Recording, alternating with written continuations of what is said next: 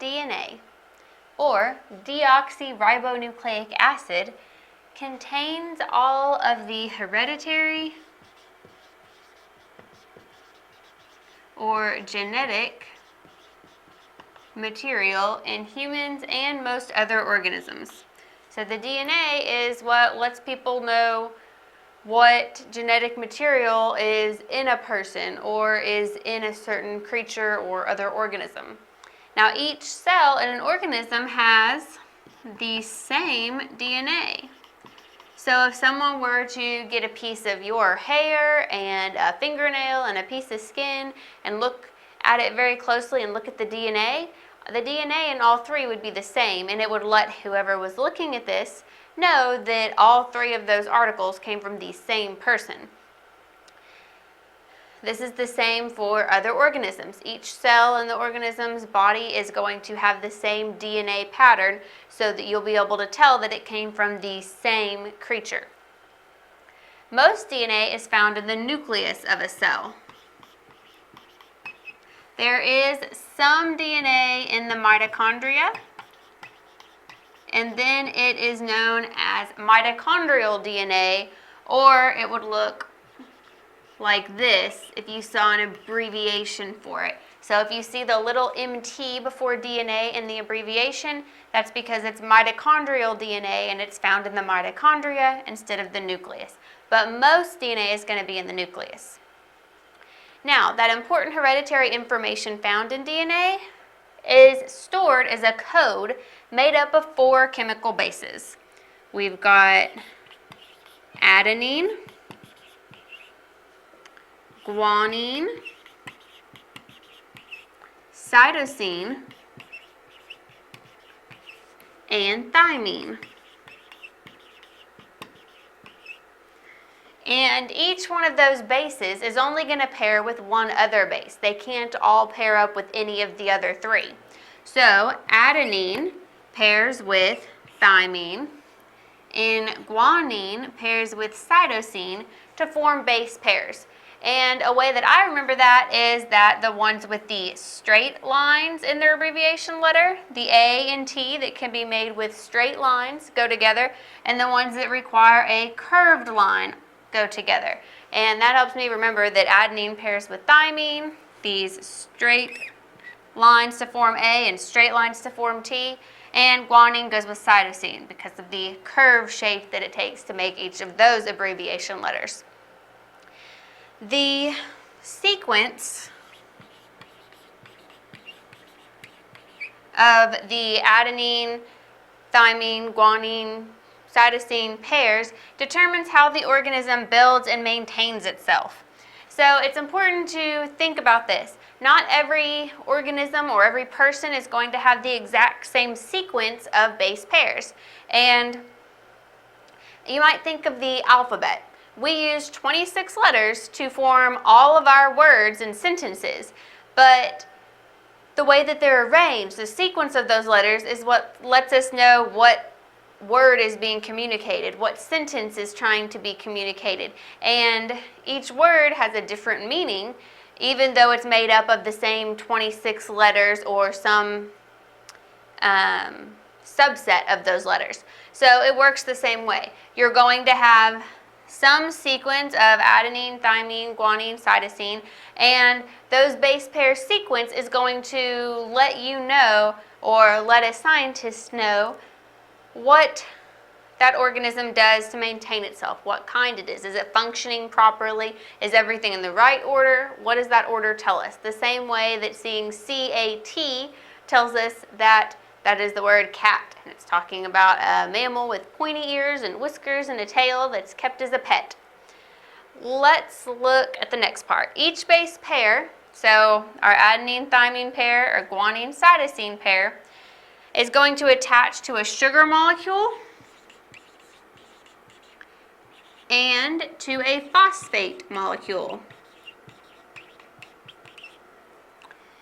And once those attach, once a base pair attaches to the sugar molecule and phosphate molecule, it forms a nucleotide. And these nucleotides form two long strands that spiral into a double helix. That is the shape that DNA takes on. And I did my best to give you all an example of a double helix. It kind of spirals around. If you were to curl a ribbon around my pen, it would form that kind of double helix shape we're talking about. And you should think of a twisted ladder with the base pairs as rungs. So if we were looking at this picture here, this would be our double helix shape that's spiraling around, and each one of these little rungs on the ladder would be a base pair. So we would have adenine and thymine together, and they would be paired up. And then here you would have guanine and cytosine paired up. And then you would have adenine and thymine, guanine and cytosine, all the way down the ladder, where you've got your sugar molecules and phosphate molecules that bound to your base pairs, making up the sides of the ladder here. And you just have this long DNA chain, and then the sequence that you see is going to let you know how that organism builds and maintains itself, because not every creature's DNA is going to be the same. Everyone has a very unique DNA pattern. DNA can replicate or make copies of itself by splitting the ladder in half. So if we're looking at this and we just decided to go through and cut this ladder in half, we would be separating those base pairs all the way down. So then you have AG, AG, and any other base pairs you've got. So we know we've got adenine, guanine, and because we know what's on one side of the ladder, each strand or half of that ladder serves as a pattern for duplicating bases. Since we know we've got adenine here, we know the thing that has to pair with it is thymine. If we've got guanine, cytosine has to pair with it. Since in DNA, adenine and thymine always pair together and guanine and cytosine pair together, you will know, or the cell will know, okay, I've got this DNA, I've only got half of it, but it's a pattern. If I have adenine, I need to add thymine to the other side. If I've got cytosine, I need to add guanine to the other side. So the cell will know, based on that half, that strand that it gets from DNA, how to make a complete DNA molecule and be able to form that double helix and complete the DNA strand. And each new cell needs an exact copy of DNA from the old cell. Because remember, each cell in an organism has the exact same DNA. So if the DNA is replicating itself, it needs to be giving an exact copy to a new cell so that this can continue, and the organism is going to continue to have the same DNA in it.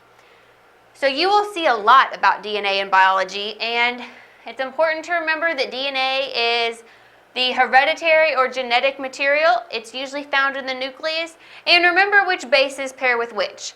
Your straight lines in adenine, A, pair with your straight lines in thymine, T, and your curve G for guanine goes with your curve C for cytosine. DNA is the hereditary or genetic material that is usually found in the nucleus, sometimes in the mitochondria. The most important thing to remember is that it's where all the genetic material is going to be found. It's a big identifier for a cell or for an organism.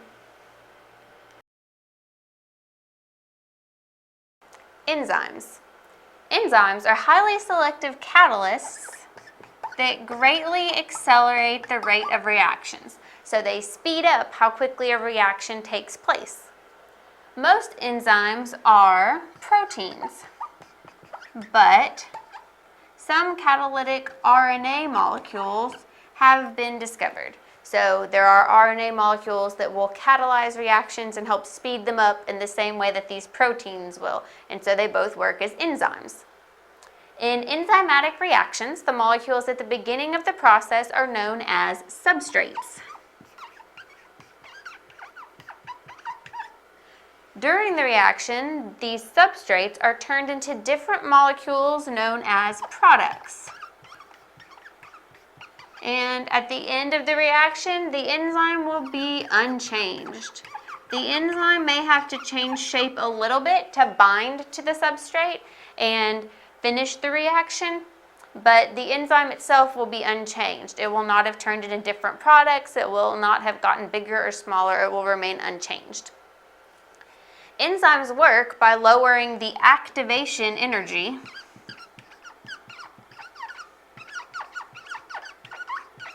of a reaction, drastically reducing the reaction time. If you had to build up all that energy to complete a reaction normally, it would take a really long time. Well, whenever the enzyme works on a reaction, it lowers the activation energy and makes the reaction happen a lot faster. In fact, a lot of our metabolic processes would not be fast enough to sustain life without enzymes there to speed up the reactions. Enzymes are highly specific for their substrates. That means that each enzyme will only bind with specific substrates that fit with its active site. So each enzyme has an active site. Here we've got our enzyme. To give you an example, this area would be the active site. So both here and here, this open area in the overall shape of the enzyme is the active site, and each enzyme has an active site, and only substrates with a similar shape that would be able to fit in there and bind without the enzyme changing shape too much will be able to fit with that enzyme and complete a reaction. So this would be your substrate. And this is where the substrate would be coming into contact with the enzyme. Here you can see the enzyme and substrate have bonded, and now they have formed the enzyme-substrate complex. And you can see that the enzyme changed shape a little bit to bind to that substrate. And then in this next phase you have the enzyme product complex, where the substrate has started to turn into two different molecules and separate from each other. And then in this last part, you've got your enzyme remaining unchanged, and the products, two separate molecules that the substrate has been turned into, will leave the enzyme. So you can see the enzyme remained unchanged, and the substrate was turned into two separate products. And going through this stage is going to lower the activation energy of a reaction. Enzymes can be affected by inhibitors, which are molecules that decrease enzyme activity, and they can be affected by activators, which are molecules that increase enzyme activity. So where you have enzymes that are raising the rate of speed of a reaction or lowering the activation energy needed, the inhibitors are going to slow that process down, and the activators are going to speed that process up. So where the enzyme is acting on a chemical reaction, these other molecules can also interfere with the chemical reaction and either speed it up or slow it down.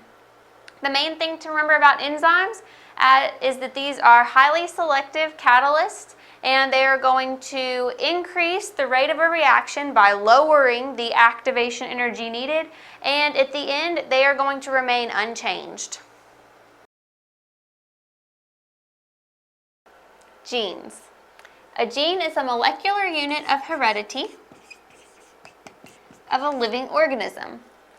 A gene is the basic instruction, a sequence of nucleic acids. So a gene is going to be the instruction, it's going to be the sequence of nucleic acids that tells the cell to code for a certain protein or for a certain RNA chain. It isn't just one little thing, it's a sequence that gives an instruction to the cell.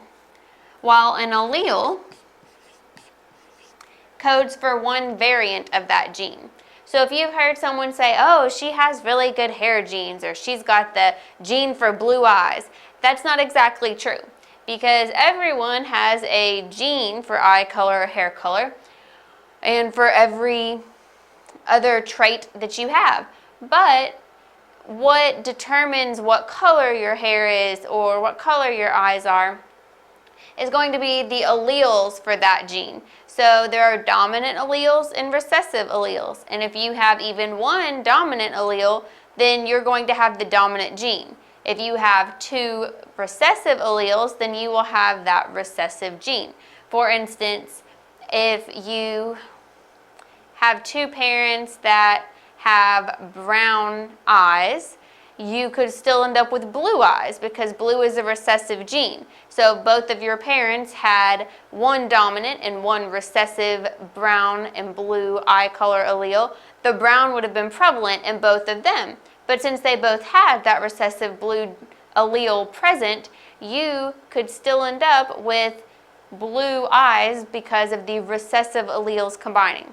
And I know that all sounds a little confusing, but it's just to tell you that each gene doesn't determine something all on its own. It's the alleles that are the variants of that gene that determine what the outcome of each gene sequence is. Genes do specify all proteins and functional chains. So they specify how these are going to be created, the functional RNA chains.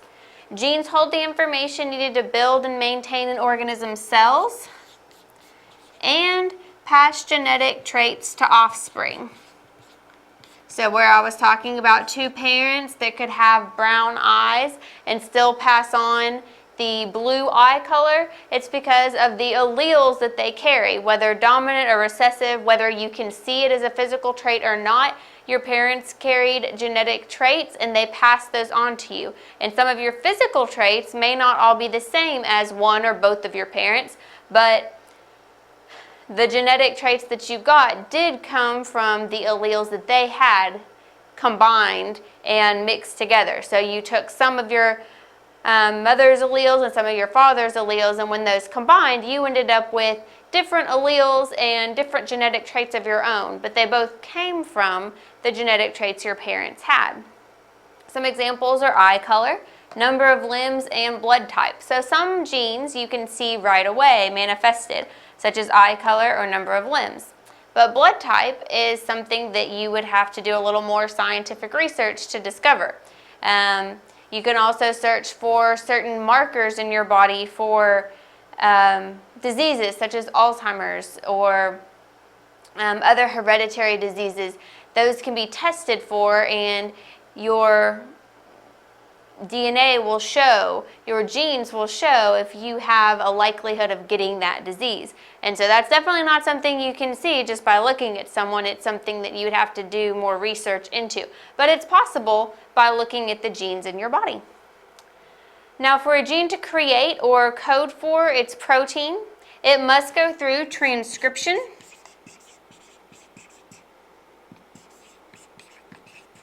and transcription is where single-stranded messenger RNA or mRNA is created that is complementary to the DNA from which it was transcribed. And we'll look at that over here in just a minute.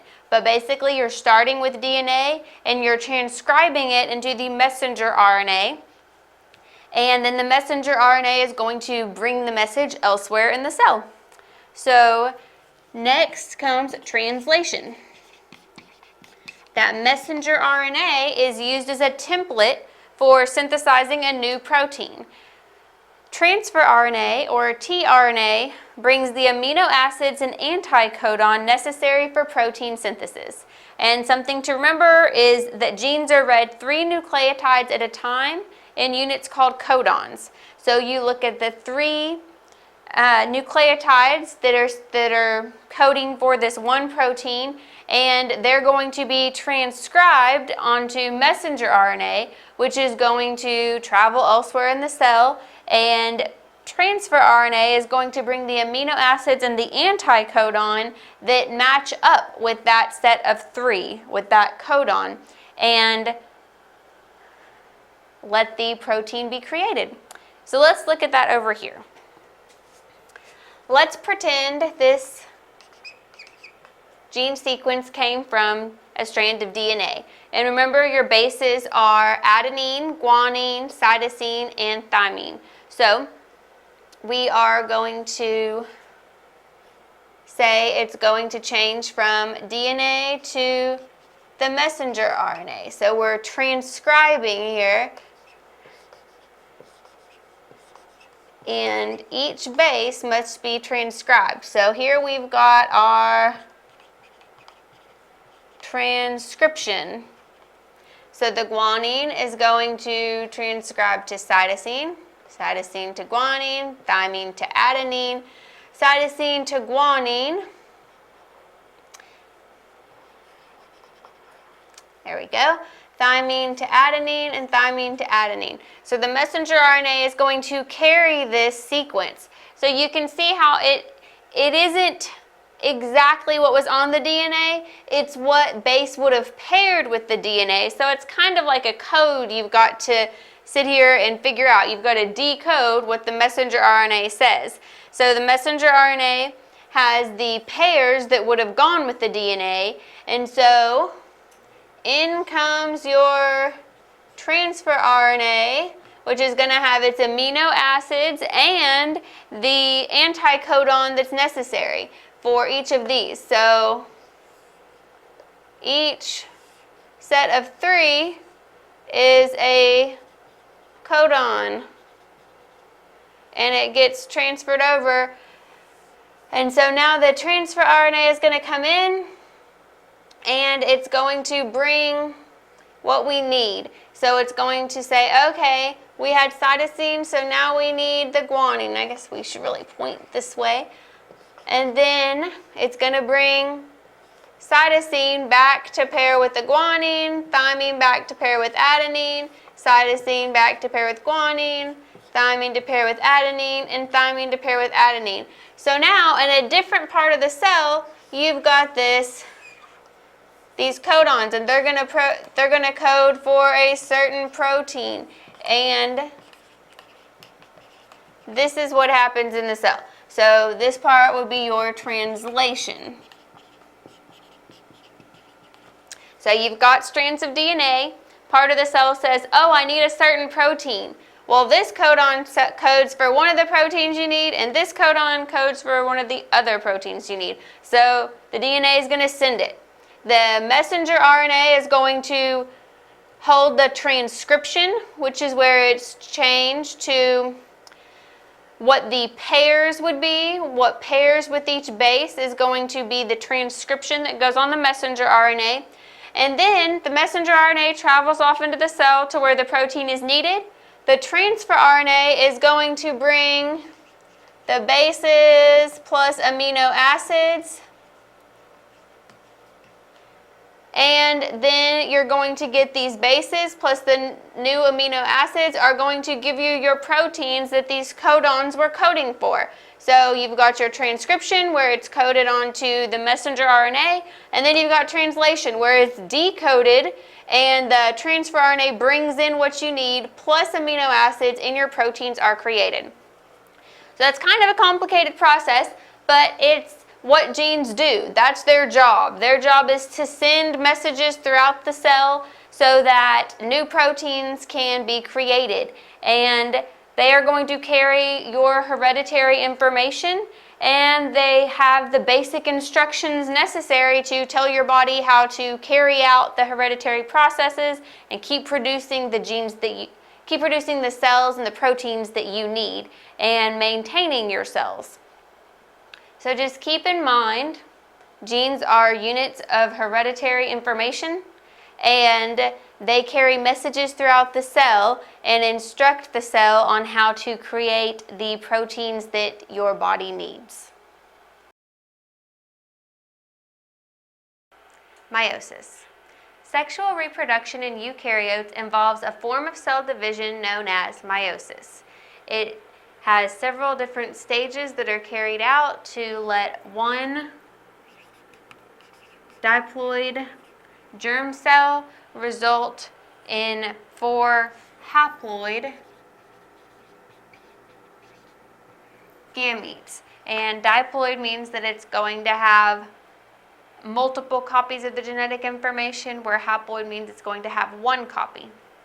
So, in this first part, this would be interphase. and it's kind of before meiosis starts, but it has to do with it because this diploid germ cell contains genetic information from both a maternal and paternal parents. So you've got female and male genetic material in this one diploid germ cell, and it's getting ready to divide to carry out sexual reproduction. So we have replication going on in here because each chromosome is going to double itself so that there's extra genetic material to carry out this process. In the next phase, we have prophase. And the replicated genetic material is going to line up in homologous pairs, which means that each one is the same genetic material. It's an exact copy.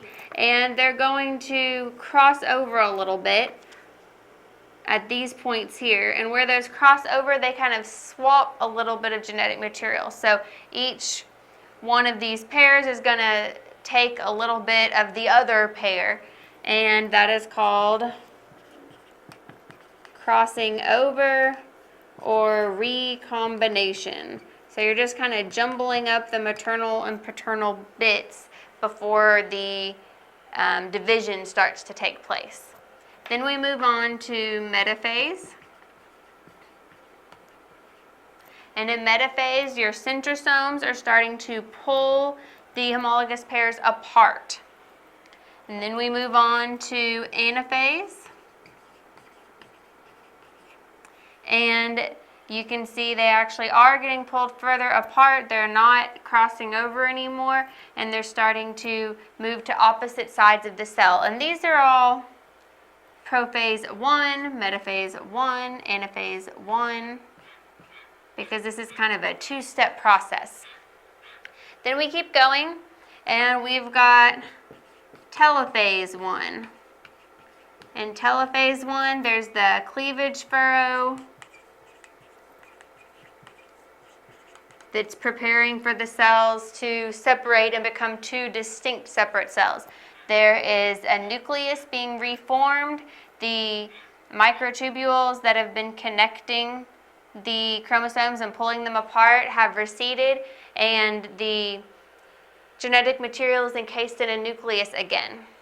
And then this last part is cytokinesis 1, where the cytoplasm is split, and there is a definite split made between those two cells. So now there are two diploid daughter cells. So we had our diploid germ cell. The DNA, the genetic material was all replicated, so there was twice as much. We went through this cell division, so now each one of these daughter cells is a diploid daughter cell, and it has twice as much genetic material as it needs to be a haploid gamete. So we're going to go through what is known as meiosis 2, the second step in this process. So we have prophase 2.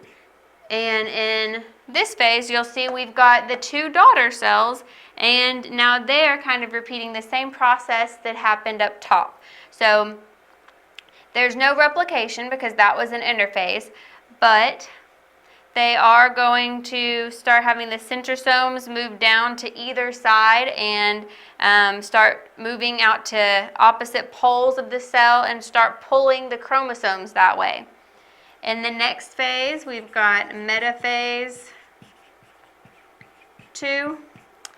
You can see that the chromosomes have lined up along the equatorial plate in both of these daughter cells. The microtubules are connecting them to the centrosomes, and they're going to start pulling apart. So in our next phase, anaphase 2, you can see that actually happen. The chromosome pairs have gotten pulled apart, and now these individual chromatids are on separate sides of the cell, and they're still going to be kind of being reeled in by the microtubules at this point. And we move on to telophase 2, where we've got a nucleus forming around our new pairs of genetic material that have both the mother and father genetic material in each nucleus. They're all split up now, and we have the cleavage furrow again. The cells are getting ready to divide permanently. Your centrosomes have separated to the opposite side still, and the microtubules have retracted. And then we go to cytokinesis 2, which is where the cytoplasm divided between these two new cells and these two new cells, and now we've got 4 haploid gametes, which means that they each just have one set of genetic information, and they're going to need a partner to be able to reproduce. So these gametes are going to be ready to be fertilized, and when they are fertilized, a diploid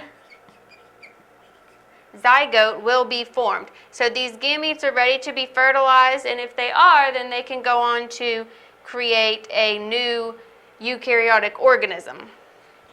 So meiosis does have a 2-part process, and it goes through the same phases as mitosis, but they're a little bit different because instead of just getting an exact copy, you're mixing genetic material from 2 different organisms, a maternal and paternal parent, and at the end you're going to have the 4 haploid gametes that each has genetic information from both parents. Mitochondria. When you see the word mitochondria, you're looking at the plural form of the word. The singular form is mitochondrion. So whenever you see those, don't be confused or think you're looking at a different word. It's just the singular and plural forms. First, let's talk about the structure of mitochondria, and then we'll talk about its functions. So the structure of a mitochondria. If you see it floating around in the cytoplasm, it kind of looks like a jelly bean. If you can see a cross cut out of it, then you're going to see this little squiggly membrane going through the middle there. So let's look at what each part of the mitochondria is. This outer layer that you can see is called the outer membrane. Next, this space in here between the outer membrane and this next line is called the intermembrane space. And then this next line is the inner membrane. So that makes sense, right? You've got your outer membrane, your inner membrane, and then the space between it is just the intermembrane space. Outer, inner membrane, intermembrane space, the space between the two. Next, you've got the space created through all these little zigzaggy patterns of the inner membrane, and the spaces that are created here and in there and down in here between where it zigs and zags, and you've got that space between each little fold. That is called the cristae. And then, last but not least, everything inside that inner membrane is called the matrix. So there you've got your structure of a mitochondrion, the basic parts of it, and it's important to know that they are found in nearly all eukaryotic cells. So that's not all, but most eukaryotic cells, and that's going to be your larger cells, the ones you find in plants and animals. And within the cell, it's going to be found in the cytoplasm. So you will see mitochondria floating around in the cytoplasm. And you could have one or you could have lots of mitochondria. It kind of depends on how big the cell is. But the basic structure is going to be outer membrane, intermembrane space, inner membrane surrounding the matrix with the cristae forming in the folds between that inner membrane. Okay, let's look at the functions. Mitochondria produce adenosine triphosphate, which is known as ATP. So if you see ATP, it's an energy source and it's called adenosine triphosphate. But a lot of times this is not going to get all typed out. You're just going to see ATP because it's a very common abbreviation in biology. Now, ATP is produced through cellular respiration, which is also known as aerobic respiration. And that's because it involves oxygen. It's basically the cell's breathing cycle where it gets to take in oxygen and use it. So aerobic respiration or cellular respiration are basically the same thing. It just whoever's typing or writing the paper or information you're looking at may use cellular or aerobic, but basically it's going to refer to the cell taking in oxygen. Now, the set of reactions that produces ATP is known as the Krebs cycle. So the mitochondria is involved in the Krebs cycle because it goes through some of those reactions to produce ATP. And the mitochondria is sometimes called cellular power plants or powerhouses because they create the cell's primary energy source, which is ATP. So since they create the primary energy source that the cell has to use, they are called cellular power plants. They also can regulate the cell's metabolism, and they are involved in cell division, cell growth, and cell death. So all of these processes require energy, and since the mitochondria is producing the primary source of energy, it makes sense that the mitochondria would be involved in a lot of these processes. It has a lot of important jobs, but the most important is going to be producing ATP because that is the primary source of energy for the cell, and the mitochondria is what produces it. So it's very important to remember production of ATP, power plant of the cell, for mitochondria, because that is what you're mainly going to see it associated with. Now, it can also do these other things, regulating metabolism, being involved in cell division, growth, and death, but main thing to remember is producing ATP. And you've got your structure, so remember outer membrane, intermembrane space, the space between the two membranes, inner membrane, cristae between those folds, and the matrix. Remember that mitochondria are going to be found in eukaryotic cells, and they're found in almost all eukaryotic cells, but not every single one. And most eukaryotic cells will have at least one, but they could have a lot of mitochondria, and you're going to find them in the cytoplasm. So just remember, if you're looking at a cell diagram, you're looking for that little jelly bean shape, and if you're thinking about what does a mitochondria do, think about producing energy, producing ATP. The mitochondria is your power plant of the cell.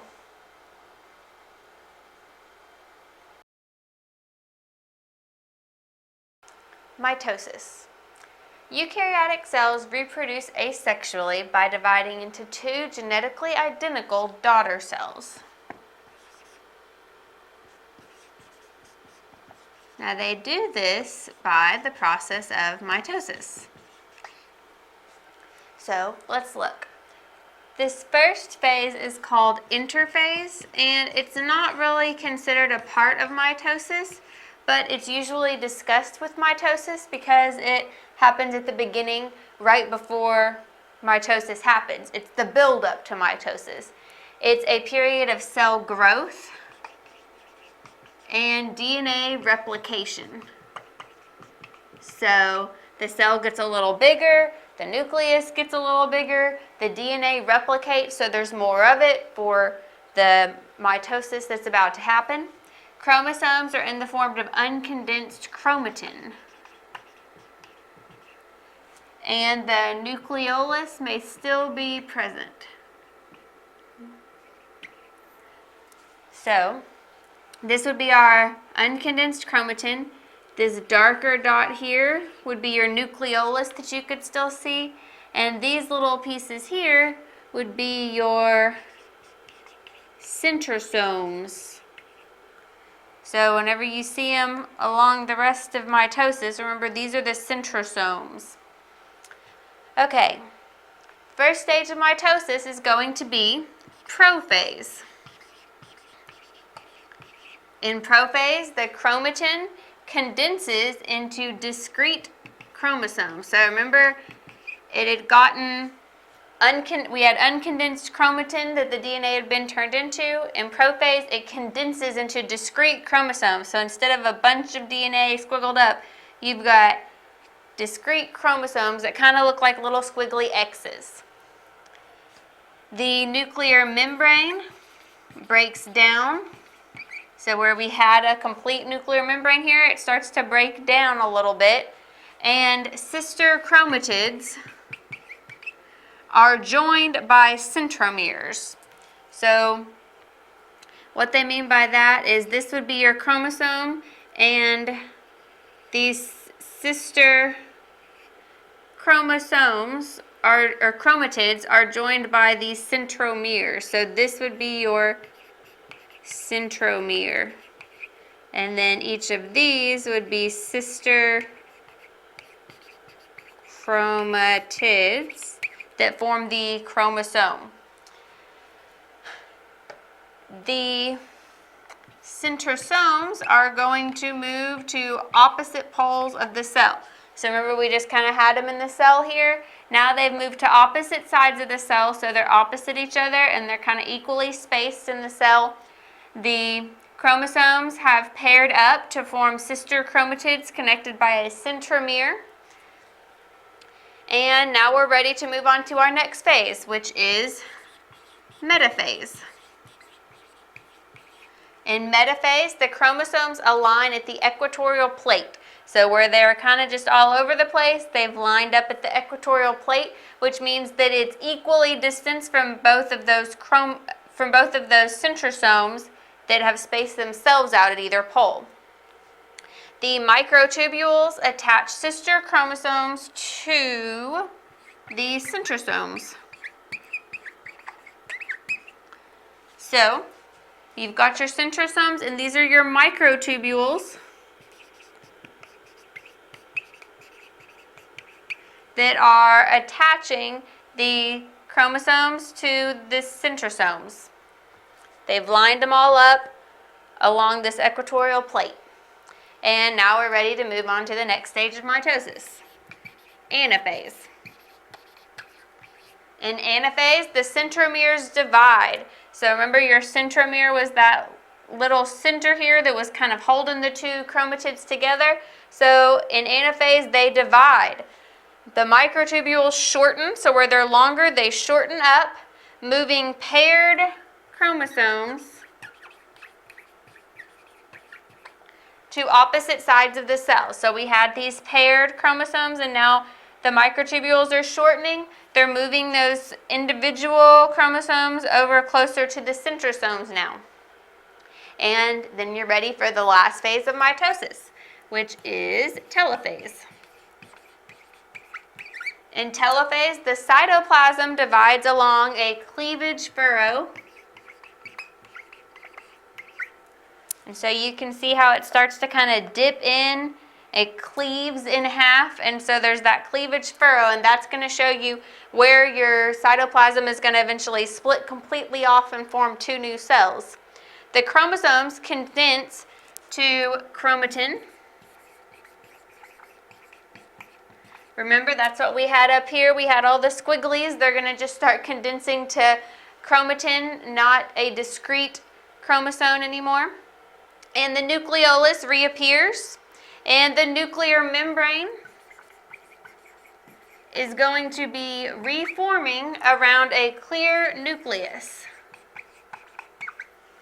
So you see the nuclear membrane is forming around where your condensing or your uncondensing chromosomes are, and your nucleolus has reappeared. So once these cells split off, then this is going to be a nucleus again that looks much like this, with the uncondensed chromatin and the nucleolus in the center. Two daughter cells, as we discussed at the beginning, two identical daughter cells will be formed once cytokinesis is complete. And cytokinesis is that process of the cell being cleaved in half to form two new identical daughter cells. So this is mitosis. It is how a eukaryotic cell can reproduce asexually. It just divides into two identical daughter cells. It goes through interphase, prophase, metaphase, anaphase, and telophase. So it starts off with this uncondensed DNA, this uncondensed chromatin genetic material. The chromosomes form little pairs, and the centrosomes come to either side. The centrosomes attach to the centromeres with microtubules, and those chromosomes line up along the equatorial plate. Then they split apart, starting to look like two new cells now, and each part of the chromosome pair goes toward a centrosome so that they are split equally across the cell. And then they split apart, forming a new nucleus with a nucleolus, and cytokinesis is going to be complete once this cell finishes cleaving in half. So just remember that eukaryotic cells can reproduce asexually by mitosis. Nucleic acids. Nucleic acids consist of a linear chain of nucleotides. So that leads us to ask, what is a nucleotide? Well, a nucleotide is going to consist of a nitrogenous base, which could be a purine, such as adenine, which is usually abbreviated with A, and guanine, which is usually abbreviated with G. Another nitrogenous base is a pyrimidine. Another type of nitrogenous base is a pyrimidine, and those would be cytosine, thymine, and uracil. After you get your nitrogenous bases, you also need a pentose, which is a 5-carbon sugar. The most common ones you're going to see are ribose and deoxyribose. And once you have your nitrogenous base in your pentose group, you need a phosphate group. And when you put all three of these together, you get your nucleotides. So let's look at some common nucleic acids. First, we have ribonucleic acid, or RNA, which consists of the sugar ribose, so our pentose, our 5-carbon sugar ribose, plus adenine, guanine, cytosine, and uracil. Those would be the nitrogenous bases that you're going to use.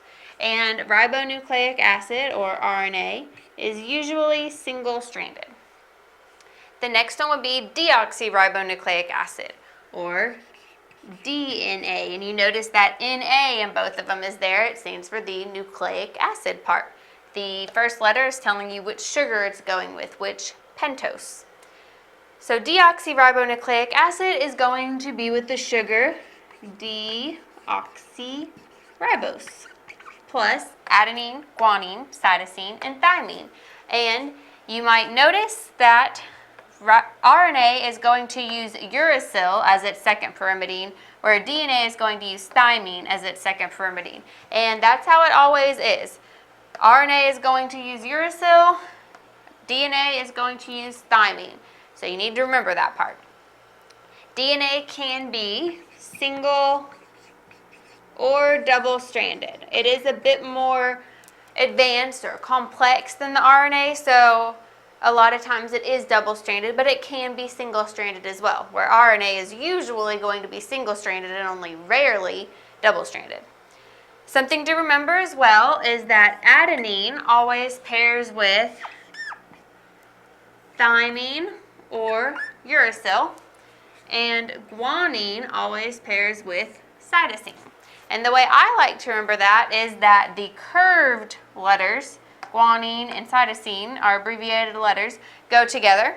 And then our letter abbreviations that are either made with straight lines, like A and T, go together, or vowels go together. But if you just remember that the curved letters go together, you can always pair up G and C and then pair up whatever's left. And it will be adenine and thymine in DNA and adenine and uracil in RNA. Genetic information is carried by DNA in all organisms and most viruses. However, some RNA, some viruses use RNA. So, most viruses will use DNA for their genetic material, but some viruses will use RNA. So you can see that nucleic acids are very important for cells. They're made up of a nitrogenous base or series of bases that are going to pair together the same way every time, pentose or sugar, and a phosphate group. And once you get your nucleotide chain and it forms its nucleic acid, you can name it based on which sugar is joined with the rest of it. So ribose formed ribonucleic acid, deoxyribose formed deoxyribonucleic acid, and the nucleic acid's most important function is carrying genetic material. It's going to be carrying the genetic material for all cells and organisms. Proteins. Proteins are large biological molecules consisting of one or more chains of amino acids, which are known as polypeptides. So a polypeptide is an amino acid chain, not just an amino acid, but the whole chain of them connected. Now, proteins have different structures based on how many of them are present. So the primary structure of a protein is its amino acid sequence. So just the one chain, the one polypeptide chain, and what sequence those amino acids are taking. The secondary structure is the regularly repeating local structures stabilized by hydrogen bonds. Now this is whenever we've got a few proteins interacting together and the local structures or the regular structures that these proteins will form just all on their own without any help. And some examples would be the alpha helix, beta sheet, and turns. So those are just some different shapes that the proteins can take whenever there are a few of them joining together with hydrogen bonds. Now the tertiary structure is getting more complex. It's the overall shape of a single protein molecule. So enough proteins have joined together to make a whole molecule, and the tertiary structure is referring to the spatial relationship of secondary structures to one another. So you've got your alpha helices, your beta sheets, and your turns, and it's how they interact together and what kind of shape they all form whenever they form into a single molecule. And you've got proteins joining together and then more proteins with hydrogen bonds joining together into a larger molecule and what that molecule looks like spatially. The quaternary structure is going to be the structure formed by several protein molecules. So you can see how we just keep adding proteins here to get different structures. And the more that are added, the more different that these structures are going to look because they're getting more complex. So several protein molecules are joined together in the quaternary structure, and this is usually called a protein subunit. So it's no longer one molecule, it's multiple molecules. So it's a subunit which functions as a protein complex. So it's going to be more complex, it's going to be able to process more complex functions. And a lot of the time what you're going to see is the quaternary structure of a protein because you have lots of them together and they are drawn toward each other and then they bond. Now let's look at some of the functions of proteins. We have structural proteins, and these give stiffness and rigidity to biological components that would otherwise be more fluid. They wouldn't have a lot of shape to them. An example is keratin. Keratin is a protein found in our hair, nails, in birds' feathers, and in animals' hooves, and it gives them a hardness that they wouldn't otherwise have. It's not a part of your body like your skin or an organ, and you can feel they're a lot harder than your skin would be. Like your nail and your hair don't feel the same as your skin feels or as your internal organs would feel, and that's because they have this protein present that gives them more rigidity. So structural proteins are going to make things stiffer and give them a harder shape.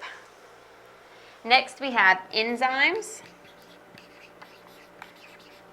And enzymes catalyze chemical reactions. So there's a chemical reaction that needs to take place, but it won't be able to take place until this enzyme is present. When the enzyme is present, it catalyzes the chemical reaction and speeds it up and lets it occur. Next, you've got receptors. Proteins that function as receptors bind a signaling molecule to induce a biochemical response. So it receives that signaling molecule and then it binds it somewhere that will induce the biochemical response that needs to happen. Next, you have antibodies, which are also known as immunoglobulins, and these bind antigens and target them for destruction. So an antigen is a foreign body that comes into the cell and it's not welcome, it's seen as the threat, and so these antibodies or immunoglobulins are part of the immune system, and they bind to the antigens or that foreign body and they target them for destruction so that then they are destroyed and removed from the cell and the threat is eliminated. We also have motor proteins. And motor proteins generate the forces responsible for muscle contraction. So think about your motor functions, being able to move your muscles, being able to move around. All of those are able to happen because of these proteins, these motor proteins. So if you're able to move your arm back and forth, if you're able to close and open your hand, those are those are happening because of muscle contractions, and those muscle contractions are generated by motor proteins. If we didn't have those, we wouldn't be able to contract our muscles like we are. Next, we have pump proteins.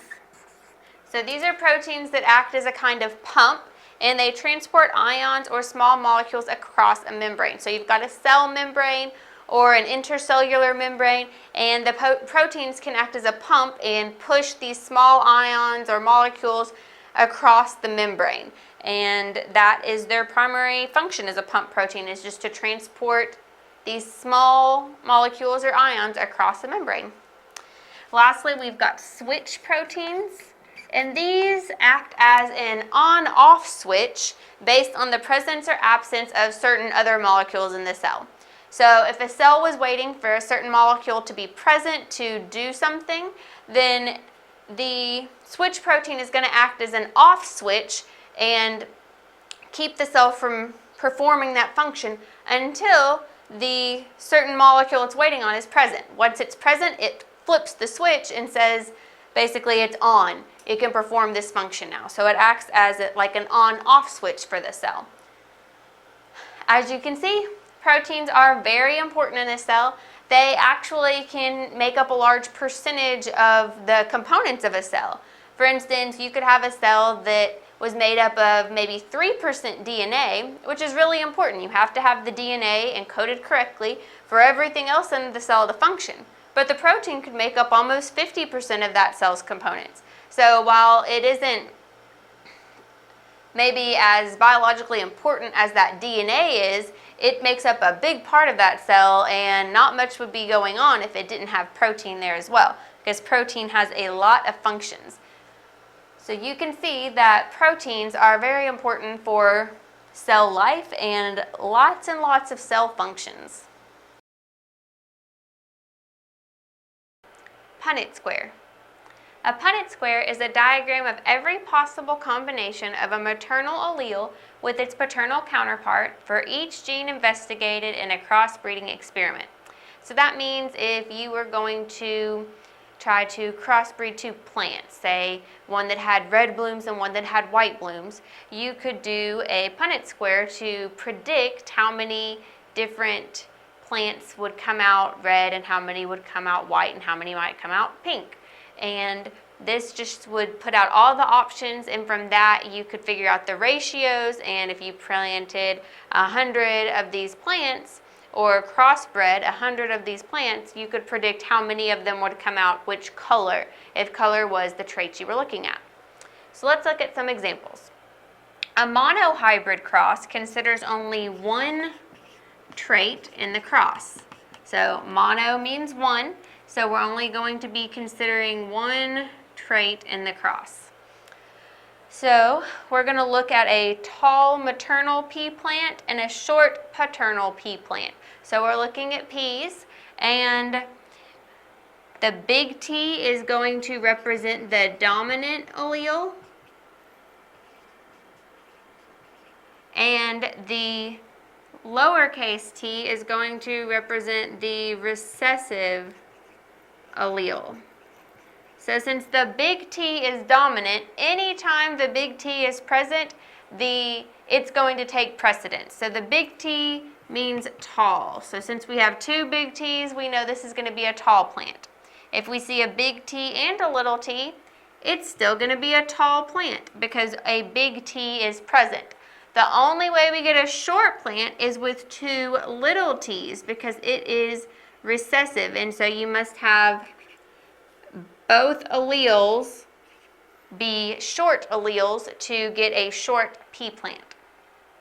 So let's look at how this looks in the Punnett Square. So what we're looking at is a tall parent that was dominant and a short parent that had both alleles recessive. So let's combine them. We're going to put the big T with a little t in this box, big T with little t in this box, big T with little t in this box, and big T with little t in this box. So since we have 4 that are a combination of a big T and little t, this would give you a phenotypic ratio of 4. We only have tall plants in this combination because every time a dominant allele will be present. The phenotypic ratio means what the plant's going to look like. So this will be tall, tall, tall, tall. It wouldn't matter if we had a pair of alleles that were both dominant or if we had a pair like this where there's a dominant and a recessive. It would still be tall, and so that's all we're looking at is what it looks like, not what the alleles actually, what the letters of our alleles are in the Punnett Square. So since they're all going to look tall, our phenotypic ratio is 4. They will all 4 be tall. So let's look at a different one, and I'm going to kind of draw us a line to keep us separated. And this one's going to be a dihybrid cross. And a dihybrid cross considers 2 traits in the cross. Di means 2, mono means 1. So we've got our dihybrid cross that's going to compare 2 different traits. So we're going to look at a tall wrinkled parent and a tall round parent. So again, the T's are going to be the same. If we have 2 big T's, it'll be tall. A big T and a little t, tall. 2 little t's will be short. Your R's are going to stand for whether it's round or wrinkled. So the big R is the dominant allele, and it codes for round peas. Round peas are the norm. Wrinkled peas are going to be that recessive gene. So a big R and a little r is still going to give you round peas because it includes a dominant allele, and the 2 little r's would give you the wrinkled peas because that is the recessive allele. So if all you have are the 2 recessives, you're going to get those wrinkled peas. So this is a parent that has a dominant and a recessive allele for tall and 2 dominant alleles for round peas, and another parent that has a dominant and recessive gene for tall and 2 recessive genes for wrinkled peas. And we're going to look at what we get in our Punnett square with this. So we have big T, big R, little r. So this is going to give us tall and round because we have 2 dominants and a dominant and a recessive. Moving across, we have 2 big T's, a big R, and a little r. So again, we're going to get tall and round. Next, we've got big T, big R, little r. So again, it still includes 2 dominants, so we're going to have tall and round. Big T, big R, little r. We still have a dominant T and a dominant R, so it's going to be tall and round. Okay, moving on. Big T, big R, little r. Tall, round. And if you notice, these two are the exact same. So what you're going to put all the way across is going to be the same as what you had above it. Since we had a big T, big R, big T, big R, so the results going across the board are going to be the same. So all of these will also be tall and round.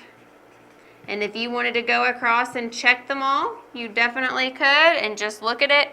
Big T with this little t, we've got it. Big R with this little r, we've got it. Okay, now we've got a different one. Little t, big R. So now we're going to have a big T with a little t. Big T, little t. And you always want to put the dominant gene or the dominant allele first whenever you're writing it. Then you've got big R, little r. So this is still going to code for tall and round because you have a dominant allele for the tall and a dominant allele for round. Next you're going to have big T, big R, little r. So again, tall and round. Unless we have 2 recessives, we're going to continue to have tall and round. Okay, now we've got little t, big R, little r. So now we have 2 recessive genes. So we're going to have a short plant, but it's still going to be round because we have that big R. Okay, the next one, little t, big R, little r. And so again, we're going to have a short, round pea plant. Okay, this is going to be the same way that we did the top row. Since this was a little t, big R, and this is a little t, big R, the results are going to be the same across the board. Big T, big R, little r. And then we get to our little t, big R, little r for these last 2 because we've got the little t, big R, little r for both of those. And they're going to code the same as the ones above them. Tall and round, tall and round, tall and short. Short and still round, and then short and round. So now we want to do our phenotypic ratio. We want to say how many of them look the same. So we know we have a lot that are tall and round, so let's count and see how many we've got. 1, 2, 3, 4, 5, 6, 7, 8, 9, 10, 11, 12.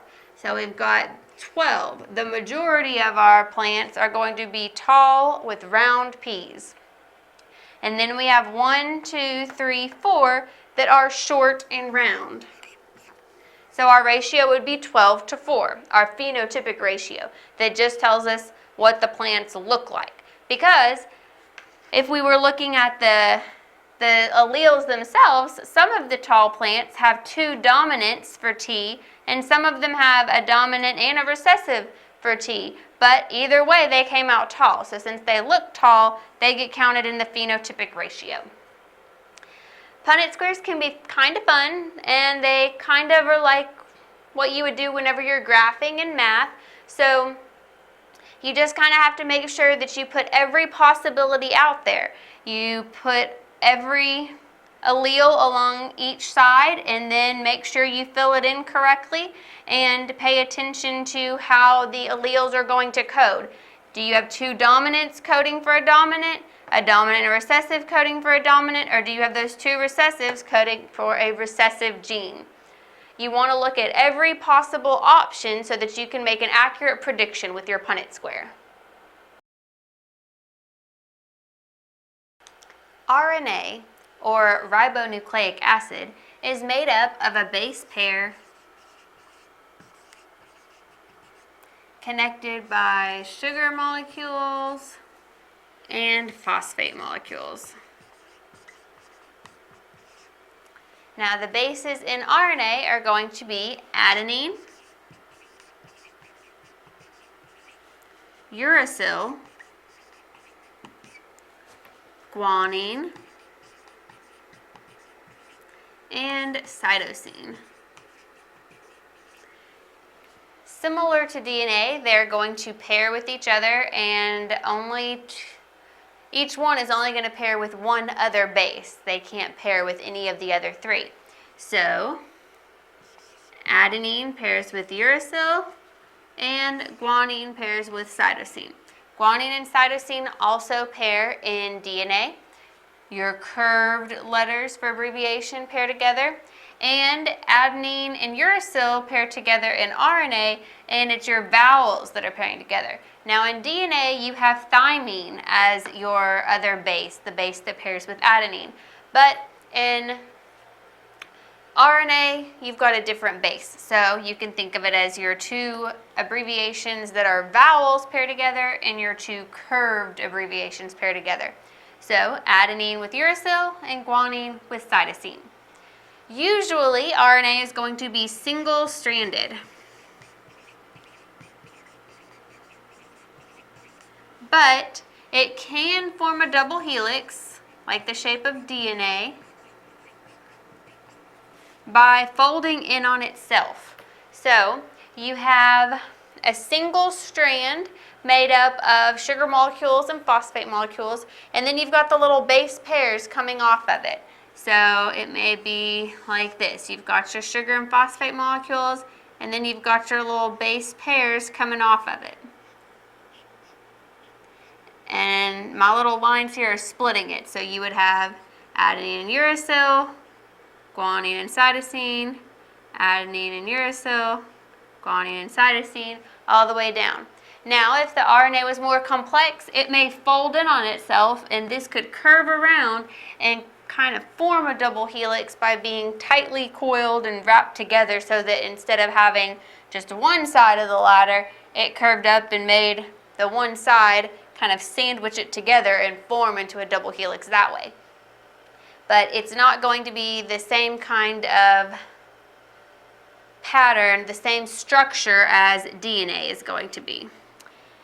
RNA is also a carrier of genetic material in some viruses. So in viruses, RNA can carry the genetic material, and a lot of times if it's a more complex virus, you'll have RNA that is a double helix. It has formed a more complex structure to carry genetic material for the viruses. In most cells, DNA is what's holding all of the genetic material, but RNA is what kind of moves it around the cell. So let's look at the three main types of RNA. Messenger RNA, or mRNA, carries codes from DNA in the nucleus to ribosomes in the cytoplasm. So it's moving, it's being a messenger and carrying that code from the DNA to ribosomes. Ribosomal RNA, or rRNA, they read that code carried by the messenger RNA. And ribosomes are composed of the ribosomal RNA and proteins. So the ribosomal RNA is a big part of ribosomes. And then transfer RNA, or tRNA, bring amino acids to the ribosomes where they are linked to proteins. So you can see RNA is moving around the cell a lot. It's not just staying in one place. DNA is mainly just going to stay in the nucleus and hold that genetic material. RNA is going to move it around, except in the case of viruses, where RNA is the main holder of genetic material instead of just a transport system. So let me show you what this might look like. So let's say we've got our ribosome, and so you've got RNA, your ribosomal RNA in here. Well, you've got DNA in the nucleus over here, and it's going to get transferred to RNA via the messenger RNA. So it's going to send that code along, and it's going to come into the ribosomal RNA. And then you've got transfer RNA out here, and it's going to bring amino acids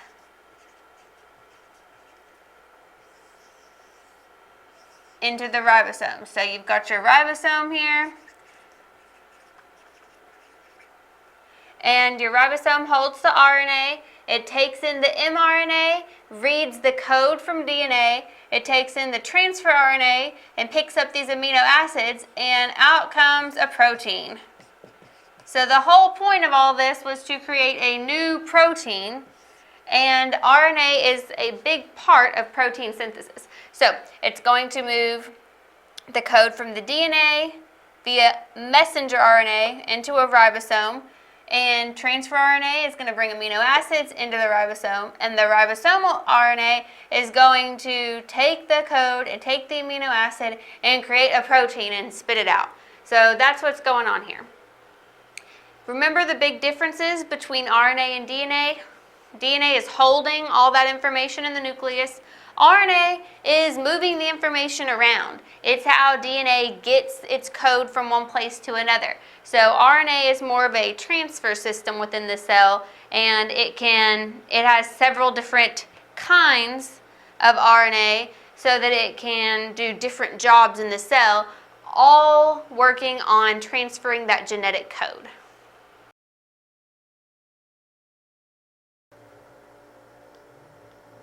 A buffer is a solution of a weak acid and its conjugate base. It is useful for reducing changes in the hydrogen ion concentration of a solution when additional hydrogen ions are removed or added. And so that means that it resists changes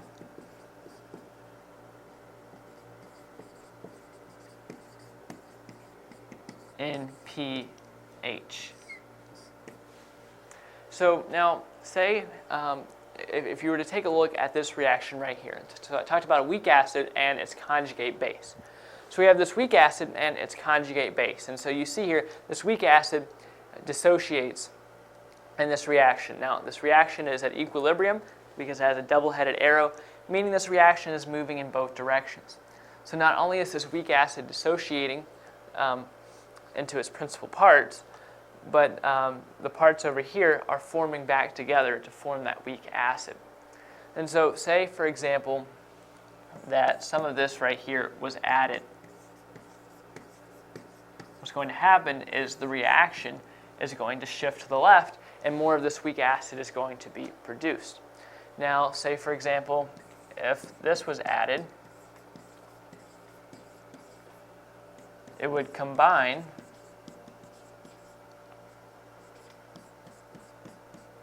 with this right here, and so it would reduce the overall level of this, and so it would shift the reaction to the right. And so notice here that the buffer solution reduces the changes, and this right here that might occur otherwise. And so some examples of buffer systems include an acetic acid with sodium acetate, and another one is citric acid along with sodium citrate. And so again, a buffer is a solution of a weak acid and its conjugate base that resists changes in pH.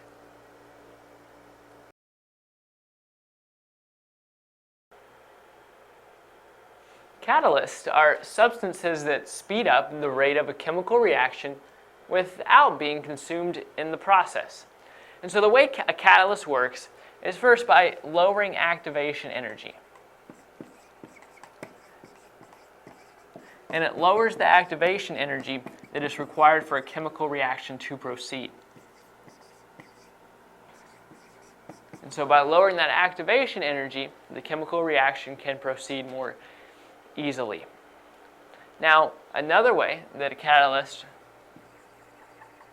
meets its objective is by providing a surface for molecules to come together and to bind.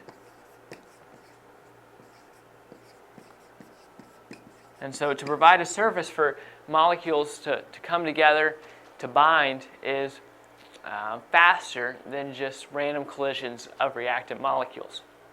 So that is how a catalyst meets its goal of speeding up the rate of a chemical reaction.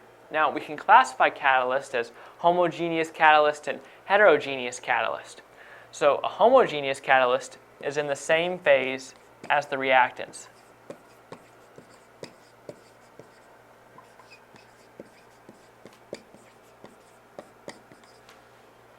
So say you have a liquid reactant and you have a liquid catalyst, then it's a homogeneous catalyst. Now, a heterogeneous catalyst is just the opposite of that. The catalyst is in a different phase than the reactants are. So some examples of this would be, take liquid bromine, for example, and it speeds up the breakdown of liquid hydrogen peroxide into liquid water and oxygen gas. So you have liquid bromine and you have liquid hydrogen peroxide. So those are in the same phase, so that's a homogeneous catalyst. Now, take, for example, the combination of ethylene and hydrogen gases to make ethane gas. It's catalyzed by adding powdered nickel. So you have powdered nickel, which is in solid form, and everything else is in gas form, or the gas phase.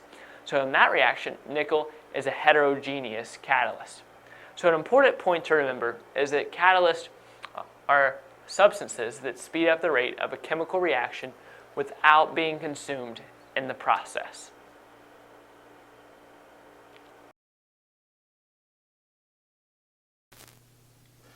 Today we want to go over just some of the basics of chemical reactions.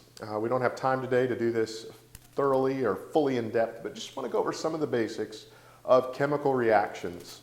So when we think about chemical reactions, one of the things we ought to think about is time scale. How rapidly or slowly do chemical reactions take place? And in terms of time scale, obviously we're measuring this from our vantage point, from our viewpoint, so on the human time scale, the way we experience time. Chemical reactions can happen very rapidly, very quickly, and also very slowly. From the lower end, just fractions of a second for a chemical reaction to take place, all the way up to the upper end, years and years and years and years and years before a chemical reaction fully takes place. And everything in between. So with chemical reactions, the time scale is from fractions of a second all the way up to lots of years for them to take place and everything in between. When we think about time scale, we also think reaction rates. What affects reaction rates? So in a chemical reaction, we need to think in terms of the frequency of the contact between the chemical components that are reacting. If it is very little contact, you have a slower rate.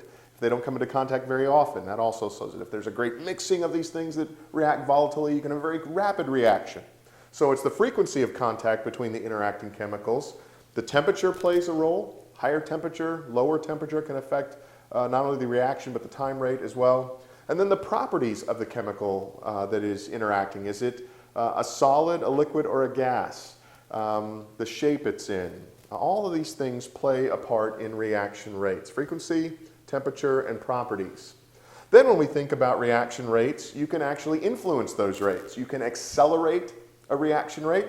This is called using a catalyst. A catalyst is introduced into that chemical reaction, which greatly speeds it up. And that's the catalyst's only job, is to come into this interaction between these chemicals and to speed up that reaction that would ordinarily take place over a slower period of time.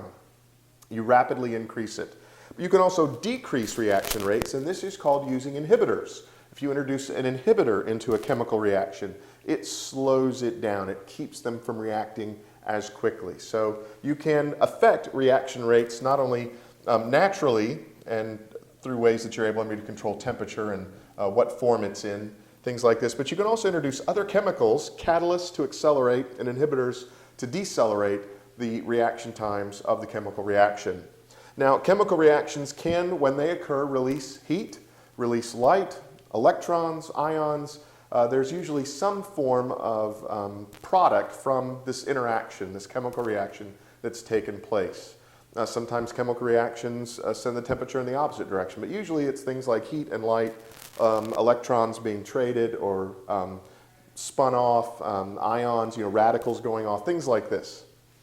And then finally, heat and other factors can influence chemical reactions and help break bonds. If you think in terms of breaking down carbon bonds, this is done obviously in the production of oil and related materials. You've got strong, stable carbon bonds that need to be broken down and split up. Heat is usually a thing that is primarily used to help break those bonds, divide those things up, and then sort them out to their various functions and purposes.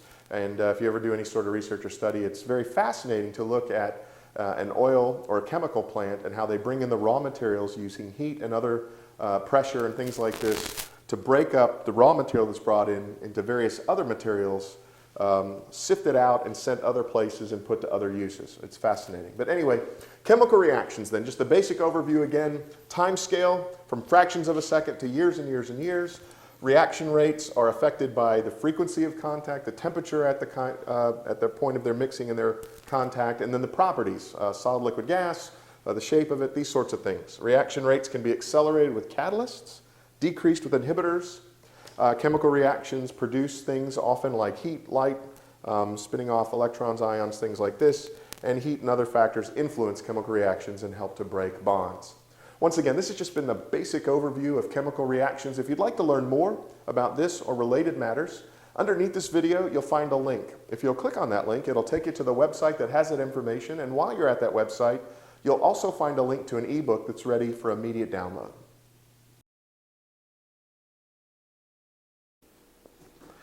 Today I want to go over briefly dehydration.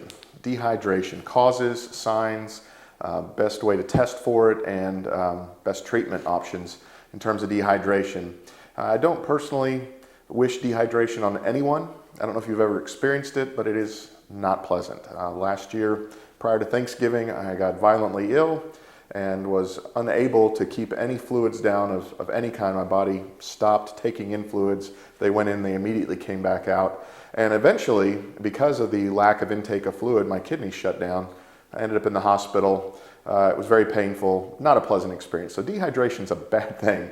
You don't want to experience it. But what we talk about dehydration, the main cause is, of course, lack of water intake or excessive loss of water or high solute load. In my case, I had both of those, lack of fluid intake and an excessive loss of fluid because I was sick. And this can be especially dangerous in children. If they become violently ill and they have vomiting or diarrhea, you can lose a great deal of fluid in a very short amount of time. So anyway, dehydration, lack of water intake, excessive loss of water, it comes about due to sickness. It can come about because someone doesn't drink enough water and then they sweat a great deal, or because of their diet and other things, they have a high level of solute in their blood, a high level of things dissolved in it, various types, and this can cause dehydration as the fluids get all out of balance. Signs that someone has dehydration include fever, sweating, hyperventilation, rapid weight loss, decreased urine output, and in my case last year, zero output. The kidneys just shut down. Poor skin turgor. Skin turgor basically is if you pull up the skin on the back of your hand or behind the arm, you pull it up, tent it up, and let go. If you have good turgor, it goes back to its original place rapidly. If it goes back to its original position slowly, this is poor skin turgor. So dehydration, poor skin turgor tends to be a sign of that. And then increase in the solutes. Things like serum uric acid lab values go up and those sorts of things. Anyway, the best lab assessment for dehydration is to test for serum sodium. Now, normal level is 136 to 145. If it's outside of that, then you have a strong case for dehydration. The best treatment for dehydration, the best way to rehydrate the body, is to take water orally by mouth, or to put a 5% dextrose solution in the water. In my case, my body was unable to process it, and so it had to go in intravenously. But the best way to treat dehydration is drink lots of water. So this has just been a basic overview of dehydration, its causes, its signs, best lab assessment, best treatment. And if you'd like to learn more about this and related matters, underneath this video you'll find a link. If you'll click on that link, it'll take you to the website that has that information. And while you're on that website, you should also find a link to an ebook that's ready for immediate download.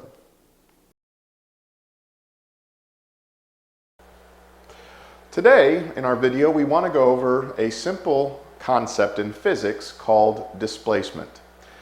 Physics may sound scary, but it really is just the explanation and description of the way matter moves. The explanation and description of the way matter moves. So when there is a change of a piece of matter, a brick, from one location to another location, we have had what in physics is called displacement. Change in location from one place to another of some matter. Hitting a golf ball, displacement. It starts on the tee and it ends wherever the shot ends, and that movement of the ball starting on the tee and ending up out in the fairway, hopefully, in physics is called displacement. Now when we think about displacement, we can actually write it out and describe it mathematically. And this is what makes physics so great. It's a mathematical description of the motion of matter and can be very precise, which is very helpful. So displacement then is the final position of the golf ball in the fairway minus the original position with the ball on the tee. And we often talk about that in terms of, hey, he just drove the ball 280 yards. So that 280 yards is a description of the displacement of the golf ball 280 yards down the fairway from the beginning point on the tee. Final position minus the original position, 280 yards. And when we talk about it in those terms, just the size of that displacement, the distance traveled, that is a scalar quantity. Scalar is magnitude or size alone. We didn't talk anything about direction. Did it go 280 yards down the fairway straight, or did it hook, or did it slice? Did it go 500 feet straight up and then come down? We didn't talk about direction at all. We just measured the size or the magnitude. So magnitude equals size, or the measurement of the displacement, 280 yards. Now when we add direction to the magnitude or size, we get what's called a vector. So the difference between vectors and scalars is the difference between having the magnitude alone or having the magnitude plus the direction. And I've got some examples here on the board that we're going to look at. If I say something was moved 5 meters to the right, I have both magnitude, the size, in this case the distance moved, 5 meters, plus the direction to the right. 5 meters to the right is a vector, because it has both magnitude and direction, both a distance measurement, a size, and the direction in which it went to the right. Now, if I tell you 32 degrees centigrade, all I've given you is the magnitude, the size of it alone. I haven't talked about any sort of direction of that temperature up or down. So that would just be a scalar. 32 degrees centigrade is a scalar. If I talk about 5 meters without giving you any direction, I've given you another scalar. If I talk about 256 megabytes, I've given you a scalar. I haven't given any change in direction, any change in the direction it's gone in the amount, lesser or more. All I've talked about is here magnitude, the size. Now if I say we traveled 5 miles north, I've just given you a vector. Magnitude, the measurement here, the size, 5 miles, and direction, north. And so when we think in terms of the golf ball, if I just said he drove it 285 yards, I've given you a scalar. But if I said he drove it 285 yards straight down the fairway, I've just given you a direction as well and a vector. Displacement, once again, is the main thing to take away from this video. That is the movement, the change in location from one place to another of matter. So the change from one location to another is called displacement. Think of a golf ball. Think of picking up and moving a box. Matter moving from one place to another, and displacement can be described, once again, it equals the final position minus the original position. Within displacement, we can talk about scalars and vectors. The difference between them being that vectors also include direction, whereas scalars only have magnitude. All right, well, that's just been a basic overview, and I do mean basic, of the very elementary concepts in physics related to displacement. And if you'd like to learn more about this or related matters, if you'll look underneath this video, there's a link down there. If you click on that link, it'll take you to the website that has that information. And while you're on that website, you'll also find a link to an ebook that's ready for immediate download.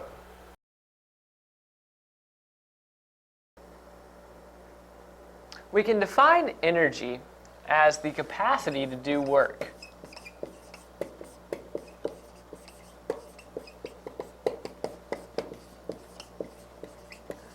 And we could further define energy as a scalar quantity. And so when I say it's a scalar quantity, that means it's kind of like mass. It has a particular number and unit associated with it, but it doesn't matter in which direction the energy was applied. Now, a unit for energy is the joule, which is actually has a little j, but then when we abbreviate it, it has a capital J. So to give you an idea of the unit joule, 1 joule is the amount of energy used to apply a force of 1 Newton over a distance of 1 meter. So notice here that it applies both force and distance to come up with one single unit. Now you may be thinking, I said this was a scalar quantity, so direction didn't matter. Well, that's true, because say you're pushing a box and you give it 1 Newton of force, it does matter how far you pushed it, but it doesn't matter whether you push that box north, south, east, or west. So that's what we mean when we say it's a scalar quantity. It matters how hard you pushed it, but it doesn't matter in which direction you pushed it. Now, some other units for energy are watts, calories. There's several British thermal units that for energy, kilowatt hours, which is used specifically for electricity. Now, energy and work represent a force acting over a distance. So I'm going to say that again. It represents a force acting over a distance. And so when we think about work, we may think about just doing some type of physical activity or going to the place of work. Well, we have a physics definition for work, and that means to move something over a certain distance. And so if I pushed on this wall and I pushed really hard, I pushed all day, but the wall never moved, I didn't do any work by the physics definition. Now, if I were to look at a big box on the ground and think, I want to move it across this parking lot, so I just push and push on it and slide it across the ground, now I'm doing work because I'm moving that box. You have to move something. And so remember I said energy, or the unit we use for energy, which is a joule, is 1 Newton over a distance of 1 meter. So we notice here that distance is important. Because if I apply a force of 1 Newton on the box for 1 meter, I did quite a bit of work. But if I apply 1 Newton of force over a distance of 2 meters, I'm doing even more work because I'm pushing it even further. And so I used more work. And so energy is the capacity to do work. It's the ability to do work. It's just like if you get a good night's rest and you eat a lot of food, then you're going to have more energy to be able to do work than if you haven't eaten anything in a while and if you're pretty sleep deprived. So you have this more energy, you have more ability to do this work. And so if I push the box with a force of 1 Newton over a distance of 2 meters, I use more energy than if I push the box with a force of 1 Newton for only a distance of 1 meter. So you can see here the relationship between energy and work. Now I'm going to draw a little bit of a box right here to talk about the relationship between energy and mass. And so we have an equation, which is E equals m with a little o c squared. So E is obviously energy. And then we have m, which is mass. But in this case, notice it has a little o, which stands for the mass of the object. And then finally we have c squared, which is the speed of light in a vacuum. The speed of light in a vacuum. So that's the way that you can relate energy to mass. So you're looking at the mass of a particular object, and then you use the speed of light in a vacuum, which is going to be a constant, and you're able to relate these two variables back and forth to each other. So again, energy is the capacity to do work. Friction. Friction is the force that results as a resistance to motion where two surfaces are in contact. So if two surfaces are touching, there's going to be friction between them. If I'm holding my hands together, there's friction between them if I rub them. If I'm holding this remote, there's friction between my hand and the remote as I try to slide it across. So friction is just that force that results when you try to move two things against each other whenever two surfaces are touching. Now friction can be calculated using this formula, and in this formula this lowercase f represents friction, what you're calculating. The uppercase F with a little c is the contact force. So the C stands for contact, the big F is always going to stand for force. So the contact force between the two objects. So just their basic resting force right here, me holding this remote on my hand, there's a force between them. There's a force against my hand by the remote. There's a force against the remote by my hand. They're pushing against each other as they are sitting here. So the contact force is right here. The weird looking little U is a symbol that represents the coefficient of friction based on the material's compositions. So what each one is made of. So there's going to be a specific coefficient between skin and plastic.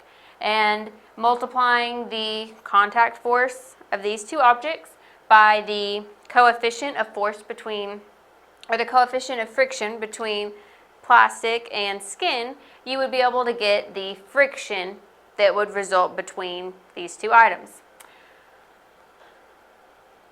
There are several different kinds of friction. We're going to talk about two kinds that exist between dry friction. Now there will be friction between different liquids. Two surfaces don't necessarily mean two solid surfaces, but we're just going to talk about dry friction today.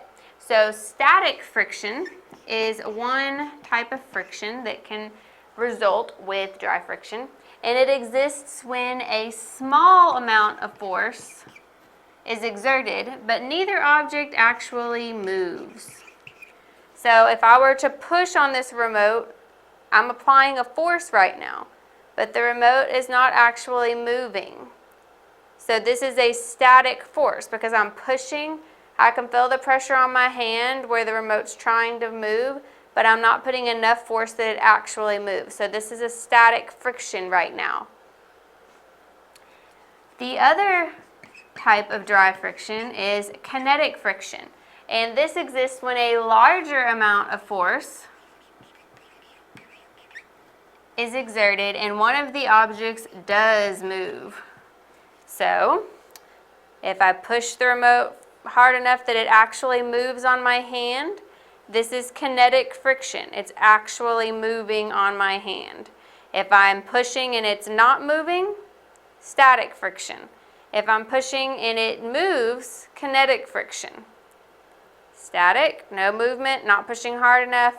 Apply a larger force and it actually slides along my hand, kinetic friction.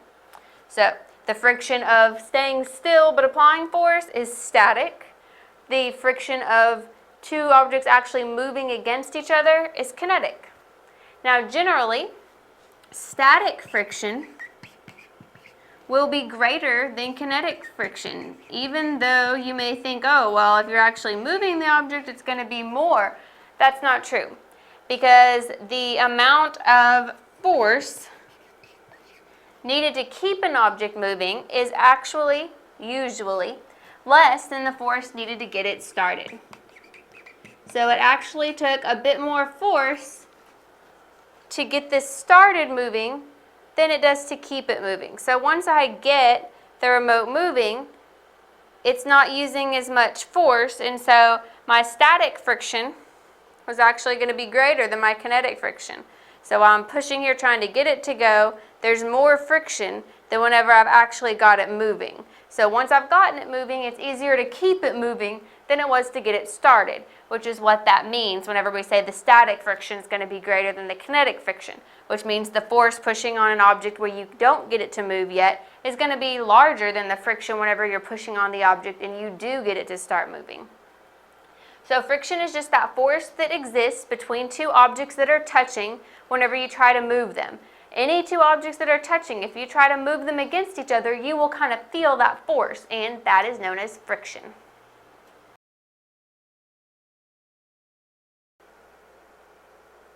MCAT, organic chemistry. A functional group is an atom or a group of atoms which defines the function or the mode of activity of a given carbon compound. And so again, a functional group is an atom or a group of atoms which is defining the function or the mode of activity of a given carbon compound. So here we have the name of a functional group, its structure, and then the corresponding class of compounds that it's in. So hydroxyl is one type of functional group with this structure, and its corresponding class of compounds is the alcohols. Then we have carbonyl with this structure, which goes along with ketones. Then we have carboxyl with this structure, which is in the carboxylic acids.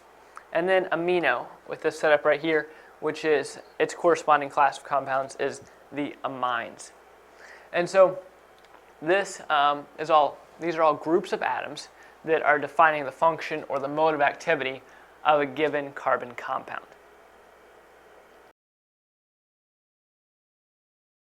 The hydrologic cycle.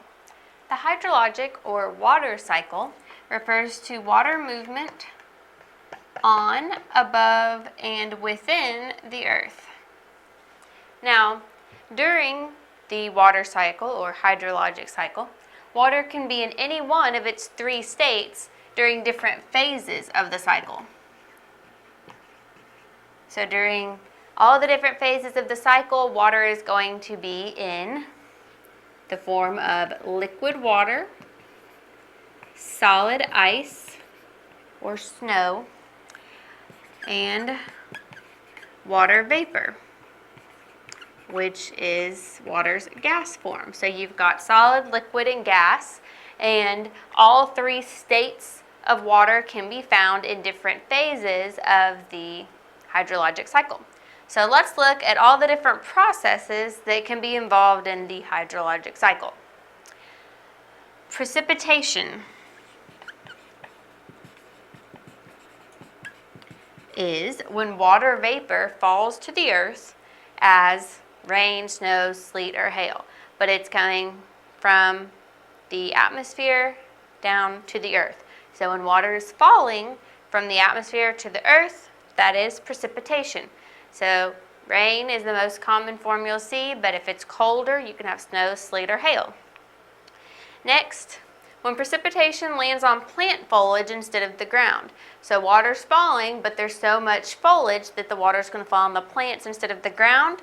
This is known as canopy interception. So the canopy, which would be the top of the foliage layer, is intercepting the water. Runoff produced by melting snow is known as snowmelt. So if you have big drifts of snow and they start to melt, the water is going to run off downhill and join any lakes, streams, or rivers nearby. So sometimes when snow starts to melt in the spring, there will be flooding because rivers that weren't used to having so much water are going to have all this excess water from snowmelt. Next, when water flows from the surface into the ground, that is known as infiltration. So the water is infiltrating the ground. Water that flows underground. So once the water is infiltrated and is flowing underground in your groundwater, That is called subsurface flow, or below the surface. When liquid water changes to a gas, that is evaporation. When solid water, such as snow or ice, changes to a gas without going through the liquid phase, so it goes straight from ice or snow to water vapor, then that is known as sublimation. Think about if you dropped an ice cube into a skillet that's been on the stove and is really hot. You're going to see a lot of steam come up. The ice didn't turn to liquid first, it went straight to steam because there was such a drastic temperature change. And that is a process known as sublimation. The movement of water through the atmosphere is known as advection. When water vapor changes to liquid water, that's known as condensation. If there's water vapor in the air and it condenses into liquid water, that is the process of condensation. When water vapor is released from plants into the air, that is known as transpiration. So sometimes water falls on the plants take it in, and they also take in water through their roots from the ground, and whenever they release water through their leaves, that is known as transpiration. So let's look at a picture and kind of look at an example of each of these. The most common things you're going to see in your water cycle are, let's just say we've got water. So this is your liquid water, and let's say we've got some land on the side of this river, and so we've got our liquid water, but we've also got groundwater underneath our land. And so you've got your water just standing on the ground. From there, water will evaporate and go through the atmosphere. When it goes through the atmosphere, you've got advection as it is evaporating. So you've got advection as it's moving through the atmosphere, and evaporating as it's changing from water to gas or water vapor. And once it gets up into the air, it's going to keep going and condense. And when the water vapor that's in the air condenses onto tiny particles, it forms clouds. So that is your condensation. When you form these clouds, that is water vapor condensing onto tiny particles in the air and kind of joining together. When the clouds get heavy enough, they're going to release that water, and it's going to have advection because you're going to be having water move through the atmosphere again, but it's going to be falling as precipitation. So the most common things you're going to see are evaporation, condensation, and precipitation. But let's look at the other ones too. So you've got rain falling down, and some of it's going to fall into the water. That's fine. If it falls onto the ground, then we're going to have infiltration. And whenever we've got this groundwater, there's going to be subsurface flow. So let's see what we're missing. We've got our precipitation falling down, canopy interception. Okay, we've got our rain falling over here, and we've got some little flowers, and we've got some big trees. And when the rain falls on this tree, we have canopy interception. The water is being intercepted by the canopy of the tree. Snow melt.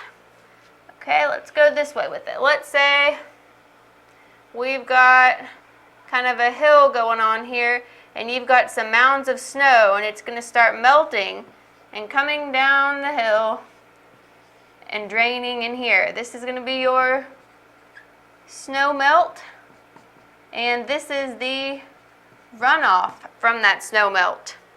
We discussed infiltration. subsurface flow in your groundwater, evaporation, sublimation, when solid water is going to change to gas without going through a liquid phase. You may see some of that here if it gets warm enough and the snow just directly evaporates into the air without actually melting into the liquid form. Some of it may just evaporate into the air. So any that is coming up off the snow, that would be sublimation. We got evaporation. Advection, we talked about. If it's moving through the atmosphere, that's your advection. And condensation, we've got falling to the earth. And transpiration. Then when these plants give off water into the atmosphere, you have transpiration. So that covers all of the different processes that could be involved in the hydrologic cycle. There are lots of them. The most important ones you want to remember are evaporation, condensation, and precipitation, because they're the ones you're going to see most often. But every other one of these processes is involved in the hydrologic cycle, which is basically just explaining all the different ways that water can move in, on, and above the Earth's surface.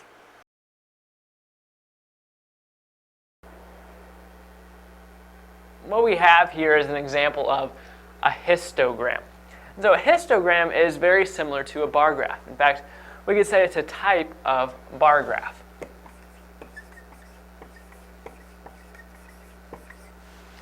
And it has, or it displays, continuous numerical data. And so it's a way to display data. It's a way to visually represent data that you're dealing with. So right here we have a histogram, and we're looking at the number of books read per month by students. So we have a y-axis and an x-axis like you would in any bar graph. And so right here we have the number of students. And then going this way, we have the number of books per month. So that's what we have right here. We have the number of students and the number of books per month. So I'm just going to go ahead and fill in these bars right here. And one difference you may have already noticed between a histogram and a regular bar graph is that these are all squished together. There's no spaces in between them. So we see here 4 different bars. And so they're each representing different amounts of books. So it looks like 30 students read 0 to 2 books a month. And 45 students read 2 to 4 books a month. 10 students read 4 to 6 books a month. And 15 students read 6 to 8 books per month. And so this is a way to represent visually data that we could have just written down on paper. We could have written right here 30 students read 0 to 2 books per month. But by putting it right here in what we call a histogram, it's a way to show this continuous numerical data of each amount of books, and it's a way to present it visually so that it's easier to comprehend.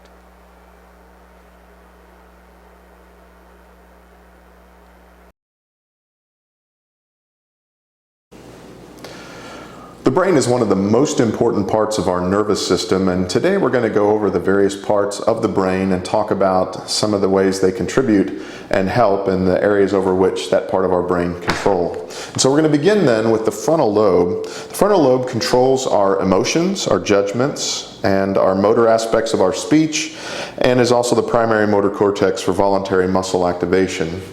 After the frontal lobe, we have the parietal lobe, which receives sensory information from touch, proprioception, which has to do with our ability to tell where our arms and legs are and our orientation in space. So even with your eyes closed, you know where your arms and legs are. You have a sense of your body.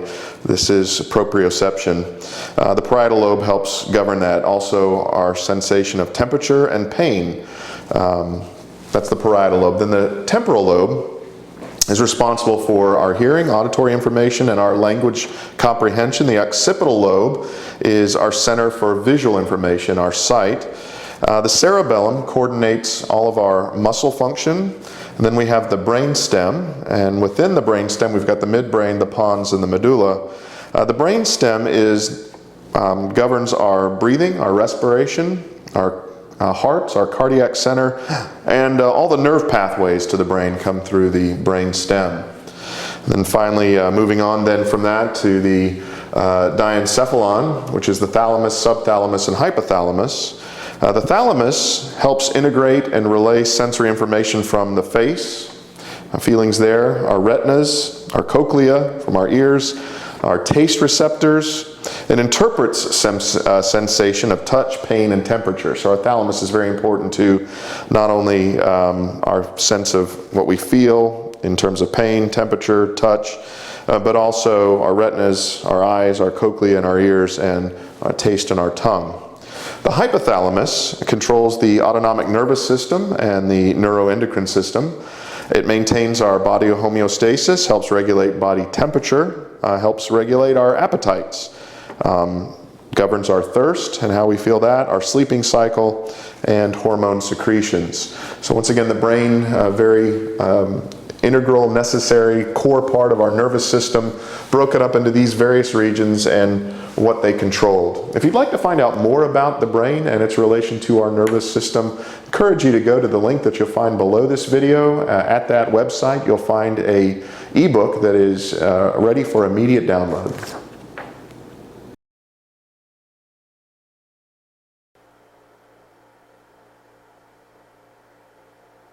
Most noble gases do not react with other elements. And so when we talk about noble gases, these come from the 6 elements in group 18, which is in the 18th column of the periodic table all the way to the right. And so these noble gases don't react with other elements, mainly because they have a full octet of valence electrons.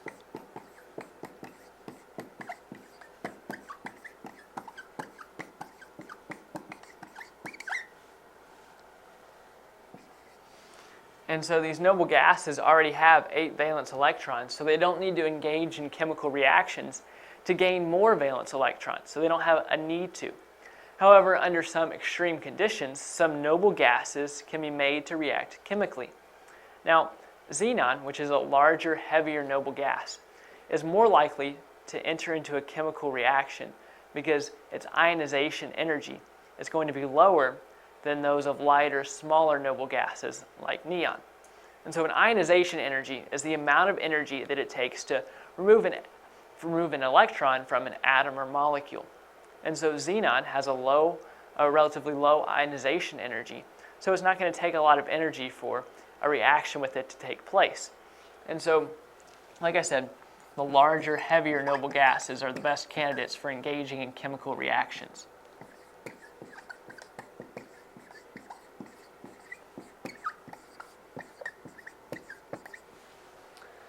Now, xenon can react with fluorine to produce xenon fluorides. So that's one example of noble gas compounds. And then xenon can also, or xenon fluorides rather, can react with water, and they can produce oxygen-containing xenon oxyfluorides. So they can produce xenon oxyfluorides as well as xenon oxides. So that's a look at the reasons noble gases do not react with other elements and how it occurs when they do react with other elements.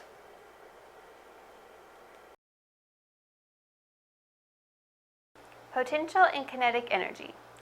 Potential energy is the amount of energy an object has stored due to its position or orientation. So potential energy is how much energy an object has when it's sitting still. It's just stored. It is not in motion. It's how much energy an object could have if it moved. It's potential energy. And gravity most commonly affects potential energy. Now there are other factors such as mass that can affect potential energy, but the force of gravity on an object is going to affect it the most. So if an object is up higher, it's going to have more potential energy than an object that's down lower, because the lower object is going to have a smaller amount of space to fall. The higher object is going to have a further way to fall, and so it's going to have more potential energy. The formula for finding potential energy, P stands for potential energy, equals mgh. M stands for mass, G stands for acceleration of gravity, so the force that gravity is going to have on that object, and H stands for height. So you'll multiply the mass of the object times the acceleration of gravity times the height from which it is from the ground. And that is going to give you your potential energy. So you can see that the acceleration of gravity and the height, the distance an object is from the ground, are both big parts in this formula for finding potential energy. So gravity is very important to the potential energy in an object. So potential energy is how much energy an object has stored while it's sitting still. Kinetic energy is the energy of an object in motion. So when an object is actually moving, that is whenever you're seeing kinetic energy. And kinetic energy, Ke, can be found with this formula, mv squared divided by 2, where m equals the mass and v equals velocity. So mass times the velocity squared divided by 2 will give you the kinetic energy of an object. So this one doesn't have as much to do with gravity, because once it's in motion, the kinetic energy has more to do with the velocity and the mass of the object. So let's look at this. So we've got this little situation set up. You've built this out of wood or Legos or something, and you've got a ball and you're going to roll it down here. So when your ball is here, you have potential energy. It's sitting still. Once it goes over the edge, and you have it here, you have kinetic energy because this ball is in motion. If it moves down some more and sits still for a minute, you're going to have potential energy as it's sitting still, because it could still go down some more. And if it does, then you have kinetic energy again, because this ball is rolling, it's in motion. And then if it lands here, you've got potential energy again, because it can still drop off this ledge. So potential energy is energy that's stored while an object is still. Kinetic energy is the energy of motion. It's while something is actually moving. So potential is still and stored. Kinetic is moving in motion.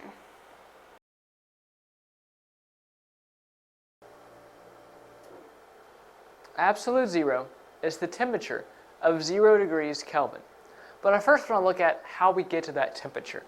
All right, so kinetic energy of gas molecules causes motion and is measured by temperature. And when gas is cool, the kinetic energy of the gas molecules decrease, hence the temperature decreases. So let's go back up here. All right, so the kinetic energy of gas molecules causes motion. So it's the kinetic energy that makes things move, and this is measured by temperature. So it's not the temperature of something that causes something else. It's when gas molecules are in motion, we measure that amount of motion by temperature. Now think about gases cooling. Now don't think about it in terms of temperature. Don't think about it in terms of degrees. Just think about gases cooling. They're losing heat. So when gases cool, the kinetic energy of the gas molecules decreases as well.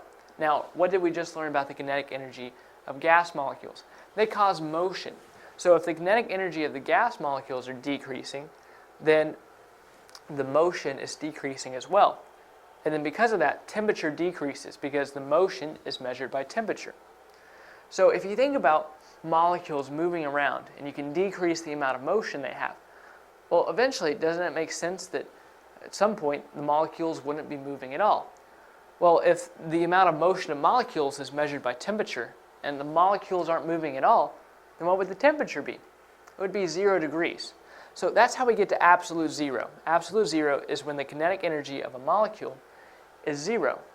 And because the kinetic energy is zero, then molecular motion stops.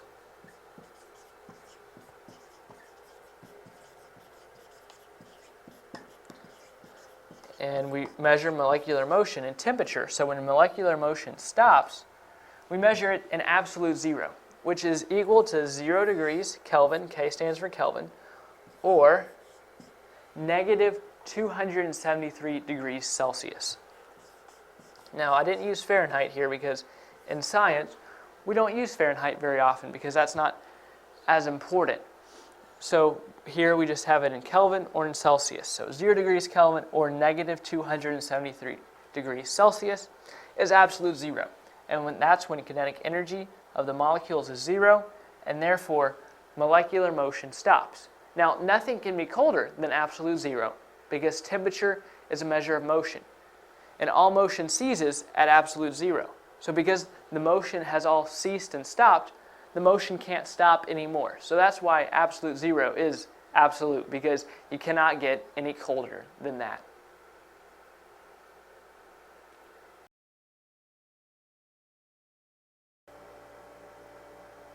Amino acids consist of a central carbon atom bound to 4 groups. Now, in every amino acid, 3 of those groups are always going to be the same. They're going to be made up of hydrogen, amine, and a carboxylic acid.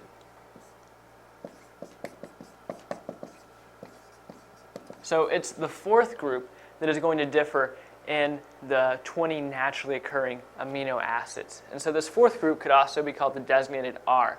So R basically just stands for any type of chemical chain. And so I'm just going to write here, it differs. Because like I said, although 3 of the groups are going to be the same for every amino acid, the 4th group is going to differ from amino acid to amino acid. So we can classify amino acids into 5 different groups. And so we're going to take a look at those classifications. So the first is nonpolar, which is where the R's are mostly alkyl groups. And so that's like alanine, valine, and leucine. And then we have the polar group, which is where the R's are oxygen and hydrogen and a double bond between carbon and hydrogen, but they are not charged. So that would be something like serine, glutamine, or praline. And then we come to the aromatic amino acids, which is where the R's are rings. And so this is phenylalanine, tyrosine, those are some examples. And then another group is what we would call positively charged, or we could also call this basic. And by basic, I don't mean simple, I mean the opposite of acidic. And so here the R's are amino groups like lysine and arginine. And then last but not least, the 5th group is basically the opposite of this. So it's negatively charged,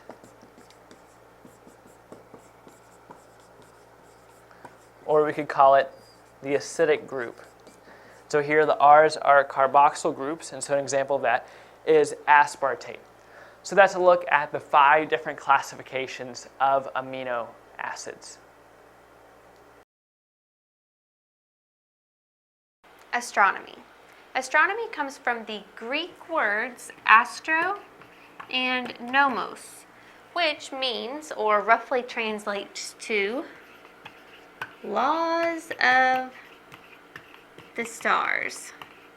Those are some fitting root words for the word astronomy, because astronomy actually is the scientific study of celestial objects and their positions, where they are located in space, their movements, and their structures. What are these objects actually made of? What are their movements? Astronomers track the movements of all sorts of things that are out in space, and that helps them be able to predict if they're going to be back in the future, or look for any other kinds of patterns that may be helpful out there. Now, celestial does not refer to Earth in particular. Celestial is referring to the heavens. And by heavens, we mean the sky, space, and all that's contained there. So when you hear celestial, it isn't meaning something specifically to do with Earth or the sky right above Earth. It's having to do with anything up above Earth and beyond. The sky, space, everything going out, out, and out. Now, astronomy does include the movement of Earth, or the motion of Earth as it moves through space. Since astronomy studies the positions, movements, and structures, well, Earth is going to be the thing that we know the most about as far as the structure, what it's made of, because it's where we live. And we track its movement and we track its position in space relative to the other things that we can see. Now, there are other objects monitored in astronomy because there are other objects out in space.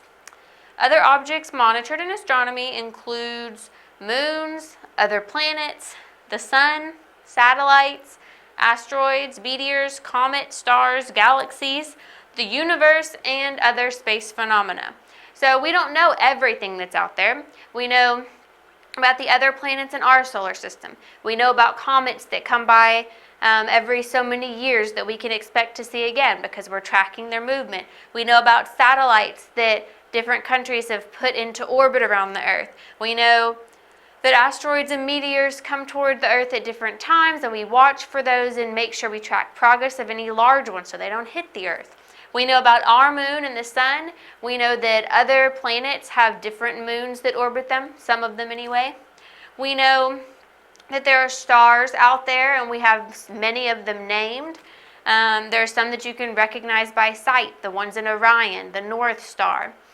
Galaxies. We know that we live in the Milky Way galaxy, but that there are other galaxies, and the universe as a whole, and then other space phenomena that we don't even know about. So astronomy has labeled a lot of things. It's tracked lots of positions, movement, and structures of different items, but it doesn't know everything, and it's going to keep, astronomers are going to keep looking for more laws of the stars. They're going to keep looking to see what else they can find out there, what other space phenomena.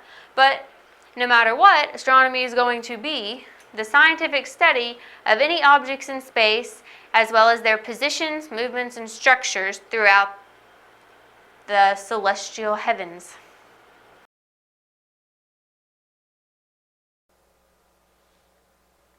The functions of plant and animal cells vary greatly, and the functions of different cells within a single organism can also be vastly different.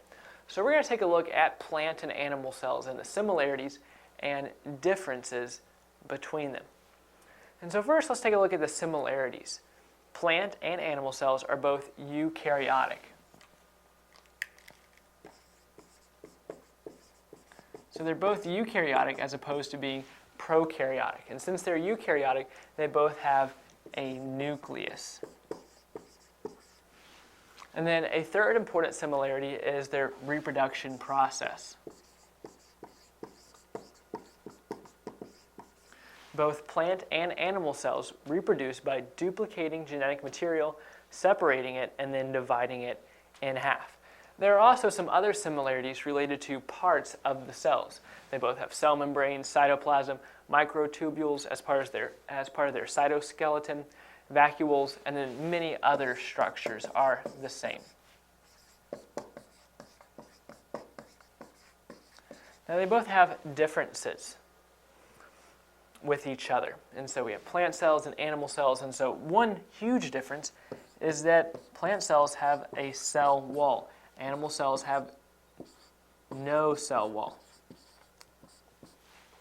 And so plant cells have a cell wall made of cellulose that can handle high levels of pressure within the cell, which can occur when liquid enters a plant cell.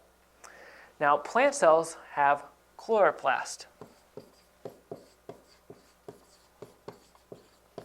And these chloroplasts come in handy in a process known as photosynthesis. So plant cells have chloroplasts that are used during the process of photosynthesis, which is the conversion of sunlight into food. Chloroplasts in plants that perform photosynthesis absorb sunlight and then convert that into energy. Now, animal cells use something known as mitochondria. And so the mitochondria produce energy from food in animal cells.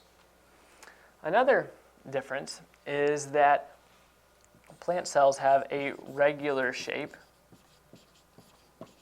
In other words, they pretty much always have the same shape, while animal cells have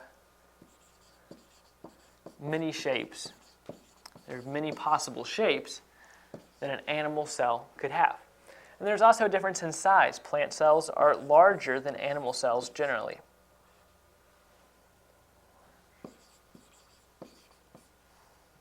And then finally, plant cells have cell plates, and so two cells are separated by cell plates, while animal cells pinch in half. So what that means is that plant cells build a cell plate between two new cells, while animal cells make a cleavage furrow and pinch in half.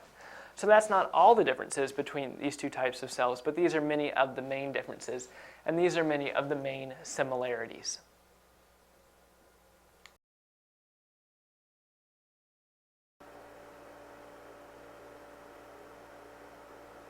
When carbohydrates burn, they yield carbon and water. And so that's why the name carbohydrates comes from carbon and water. Now, carbohydrates include sugars and starches. And so sugars and starches are the main source of energy that your body uses. So you can see that carbohydrates are very important. Now, there's three basic types of carbohydrates I want to go over. First being monosaccharides. It's a really long word, has a complicated spelling with two C's in a row. But more important than the spelling is what a monosaccharide is. So it's a simple sugar such as glucose, fructose, and ribose. Now, we call these sugars monomers because these sugars are monomers for more complex ones. And so notice here in monosaccharides we have the prefix mono, which means one. And then I just mentioned that these are monomers, which has that prefix again of mono meaning one. Now you may be familiar with polymers,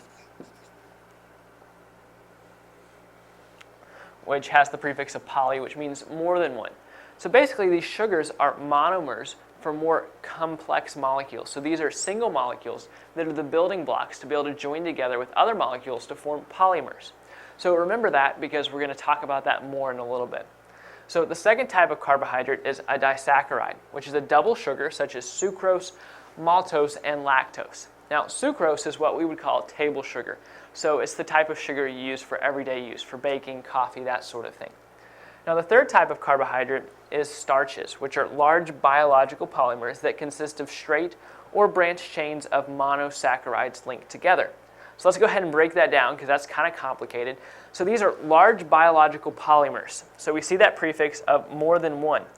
And remember, I talked about these being monomers. They're going to join together to form the polymers. And so we see that played out right here because these monomers join together to form polymers. And we even see that confirmed or spoken of again later in this definition.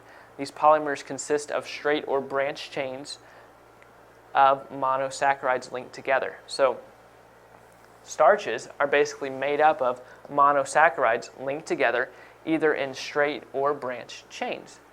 Now, in complex sugars, the monosaccharide monomers combine by condensation reactions where water is removed in the form of a hydrogen atom from one monosaccharide and a hydroxyl group from an adjacent monosaccharide. So that's a look at the three types of carbohydrates.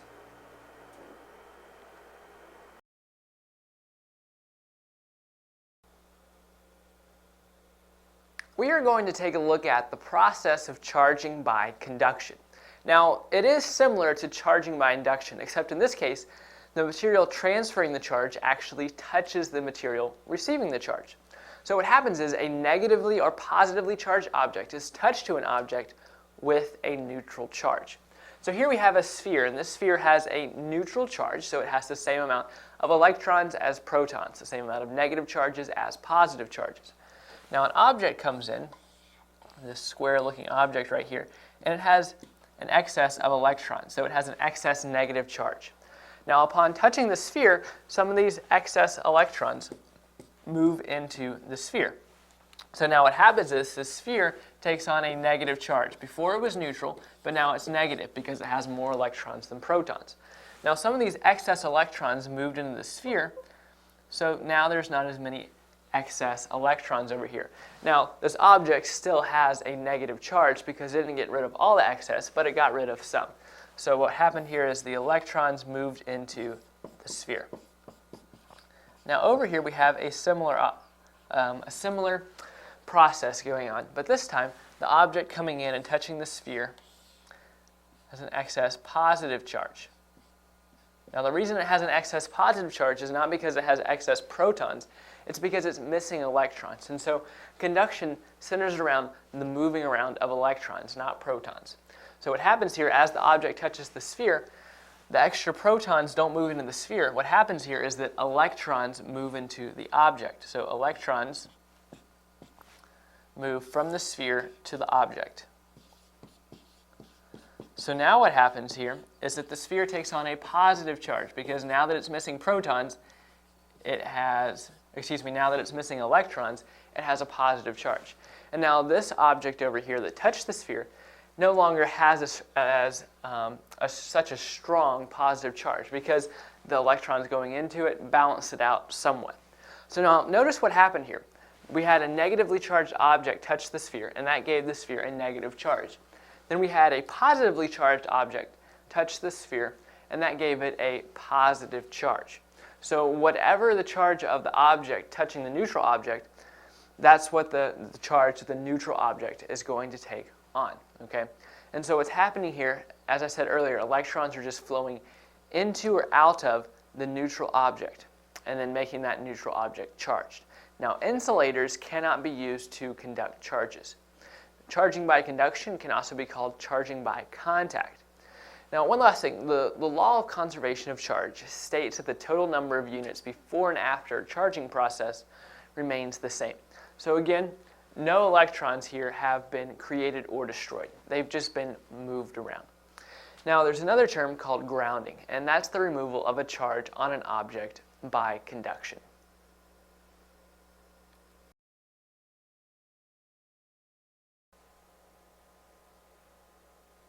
In induction, a neutral conductive material, such as a sphere, can become charged by a positively or negatively charged object, such as a rod. So here we have our sphere, which has a neutral charge right now, so it has the same amount of electrons and protons. And then here we have a rod. So we're going to say that this rod has a positive charge. So I'm going to put some plus signs here showing it has a positive charge. So at first there's not really an activity, but once this rod is brought closely to the sphere, notice it doesn't touch the sphere, but it gets very close. So what's going to happen is all the electrons are going to come over here to this side of the sphere because they're attracted to the rod. And then you'll have the positive charges over here. Now about this time, a ground touches the sphere. So basically this could be someone's finger touching the sphere, and then they're touching the ground, so they're connected to the ground. So I'm just going to write here that the ground touches it instead of trying to draw someone's finger. So as soon as this outside source actually touches the sphere, electrons are going to flow into the sphere. So what's happening here is that all the electrons that are already in the sphere are attracted to this rod, so the electrons that are in the person's finger are also going to travel into the sphere because they also want to come over here and be near the rod. Now say we had a similar scenario. We have a sphere again and a rod, but this time it has a negative charge. So what's going to happen is the positive charges are going to be over here because they're attracted to the rod. And then all the negative charges are going to be over here because like charges repel each other. So we have negative charges here, negative charges here. So these negative charges want to get as far away as possible. So now we have a ground touching the sphere, and so these electrons are going to travel into the ground. They're going to travel to this outside source so they can get even farther away from this negatively charged rod. So notice here what happened is more electrons went in. So now there was more electrons than protons. So now the sphere has an negative charge because electrons have a negative charge. Now over here, electrons moved out, so now there's less negative charges, so there's more positive charges, which gives this a positive charge. So what you can notice here, when you charge by induction, the sphere is going to end up with a charge opposite of that of the outside source. So here, a positive charge came in, but the sphere ended up being negative, and here we had a negative rod, but the sphere ended up with a positive charge. And so the charge is always going to be opposite that of the charging rod.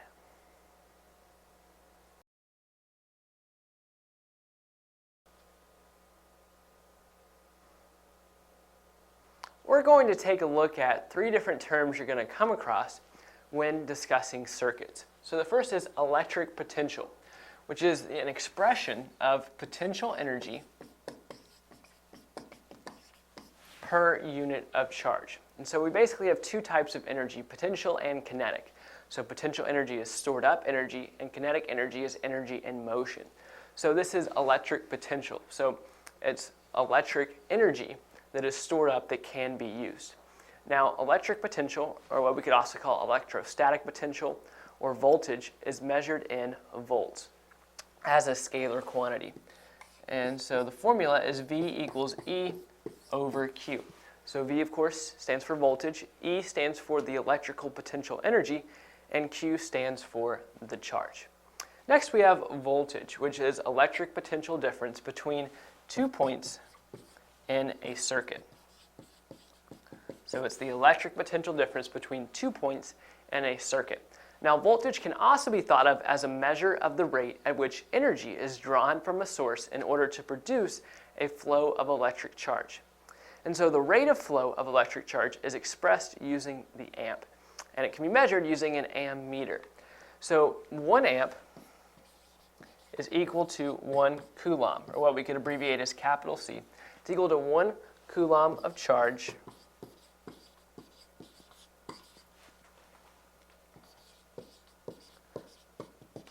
passing through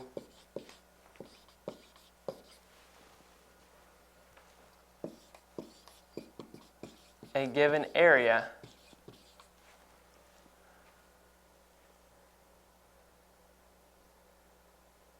in a second. So 1 coulomb of charge passing through a given area in a second. And then we have electric charge, which typically only moves from areas of high electric potential to areas of low electric potential. So we have electric charge, which moves from high electric potential to low electric potential. Now, to get charges to flow into a high potential area, you must connect it to an area of higher potential by introducing a battery or other voltage source. So say you have an object right here which has, or this is an area of low potential energy, of low electric charge. And then over here you have another area that has high electric charge. So naturally, electric charge is going to want to move from this area of high electric potential to this area of low electric potential. Now, if you want to get this electric charge to move in this direction, that's when you're going to have to introduce a battery or other voltage source. And that's the only way you're going to be able to get this low electric potential, only way you're going to be able to move this electric charge from this area of low electric potential to this area of high electric potential. So that's a brief look at electric potential, voltage, and electric charge.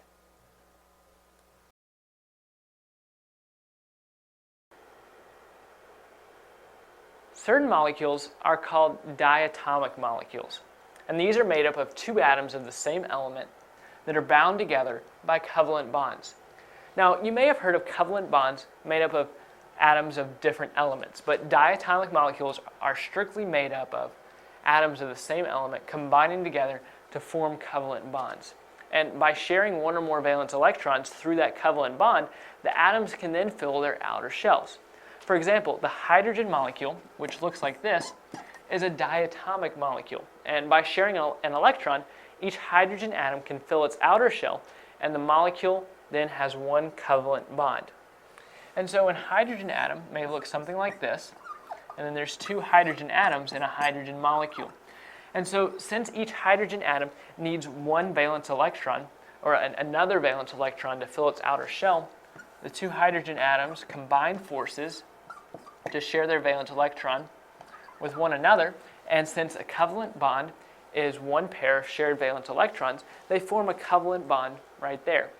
Now, there can be more than one covalent bond in a diatomic molecule.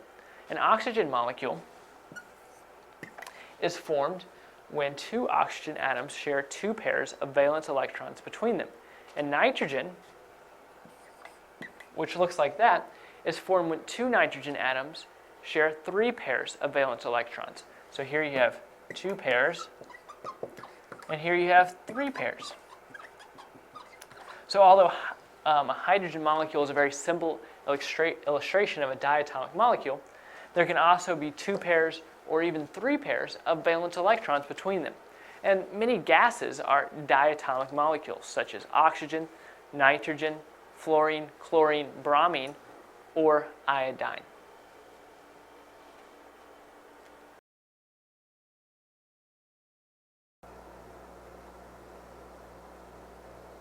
We could describe an earthquake as when energy is released, causing a movement of the ground. So there are several causes for this. One is sudden slippage along faults, another is crustal plate boundaries, and a third is mid-oceanic seafloor spreading zones. So basically what happens is we have accumulated stress between plates. And so another word for accumulated stress is potential energy. So we have this potential energy from plate tectonic movements. And so this potential energy is released as kinetic energy. So if you think about a rock sitting at the top of a cliff, it has potential energy because it's not exerting any energy right now, but it has the potential to have a lot of energy if someone pushed it, because then it would have the energy of it moving down and plummeting to the ground. Now, after that rock has been pushed and it is moving, it now has kinetic energy. So potential energy is the potential to have energy, or the accumulated energy, whereas kinetic energy is more of energy in motion. So now when this potential energy is released, it's released as kinetic energy. And the effect of that release of kinetic energy is for the ground to shift and for an earthquake to occur. So if you can think about it this way. So we have these faults, and they're moving up next to each other, and it causes stresses along those fault lines. But the problem is there's friction, so there has to be enough stress to overcome the friction in order for an earthquake to occur. So think about if I had a box, and there was a box sitting on the ground, and say I just look at the box. The box isn't moving, and I'm not exerting any stress on the box, so there's no stress on the box. But then say I start barely exerting force on the box. The box still isn't moving, but now there's stress accumulating on the box. And the reason the box isn't moving is because there's friction between the box and the ground.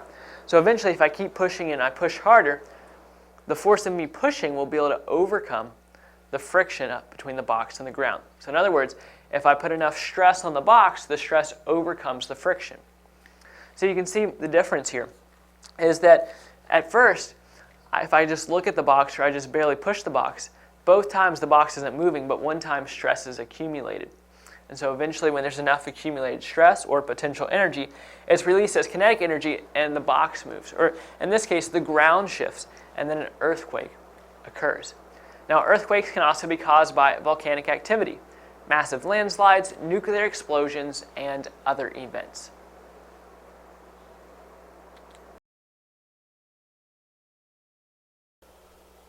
An electric charge is either positive or negative. So in science, we have the electron and the proton. The electron is negative, so I'm going to abbreviate it using a negative sign or a subtraction sign. So that's going to stand for negative. Some people would also write it like this.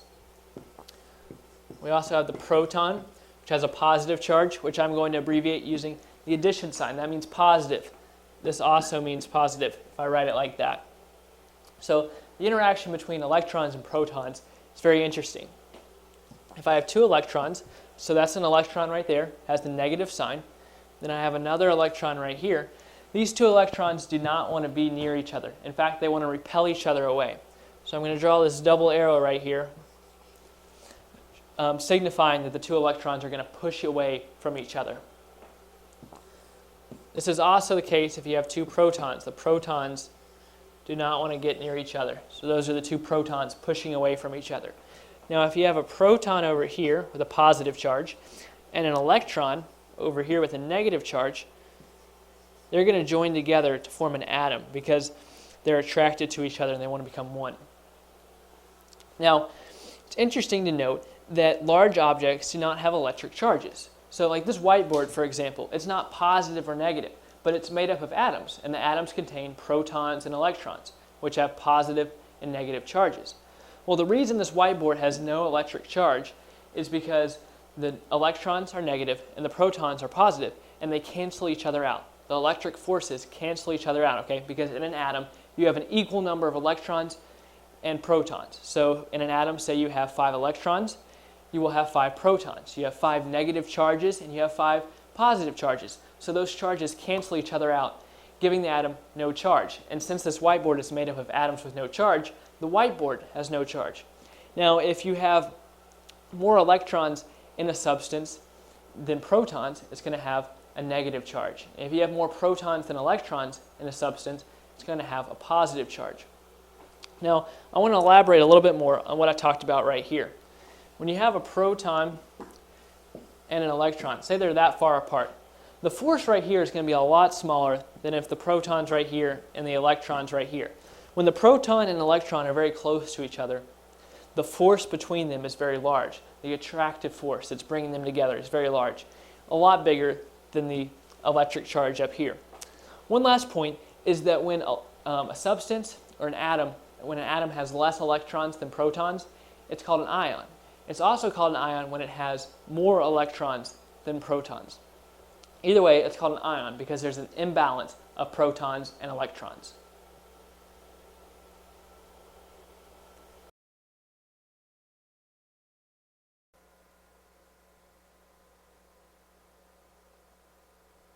Electric force is the attractive force between the electrons and the nucleus. Now, a positive charge or a negative charge creates a field in the empty space around it, and we call that empty space an electric field. So say you have a positive charge right here, it's going to have an electric field around it, and so the area around it is going to be impacted by that positive charge. It works the same way for a negative charge. You also have an electric field around it. Now, like charges repel each other and opposite charges attract. So say you had a positive charge here and a positive charge here, they're going to repel each other because they are like charges. Then also if you had two negative charges, they are like charges, so they're going to repel each other. But then say you had a positive charge over here and a negative charge over here, they're going to attract each other, so they're going to be attracted to one another because they're opposite charges, and opposite charges attract. Now we have lines of force which show the paths of charges. So say you had a positive charge right here, you would have lines of force coming off of it. Now all the lines are going to have arrows on them. So the direction of a positive charge is away from it, and the direction of a negative charge is towards it. So all these arrows right here would point away from the positive charge. But if we had a negative charge, then all the arrows would point towards it.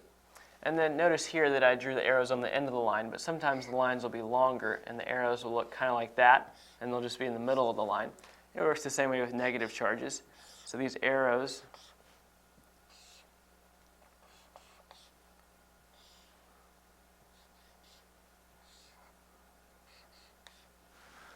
are going to point towards the negative charge. Now, electric charge is measured with the unit coulomb, and so it is spelled like this, C-O-U-L-O-M-B, and we can abbreviate it just with a capital C like that. So 1 coulomb is equal to what we could say is 1A times 1S. And so A here stands for amp, and S stands for second. So it's the amount of charge moved in 1 second by a steady current of 1 amp. Now, electric force is directly proportional to the product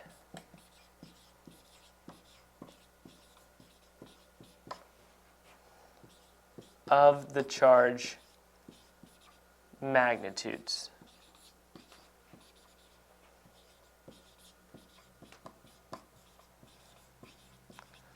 So electric force is directly proportional to the product of the charge magnitudes. And then it's going to be inversely proportional to the distance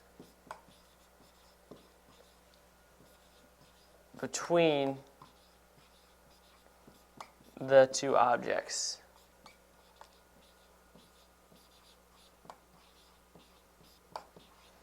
So we're going to go back to up here where it says electric force is directly proportional to the product of the charge magnitudes.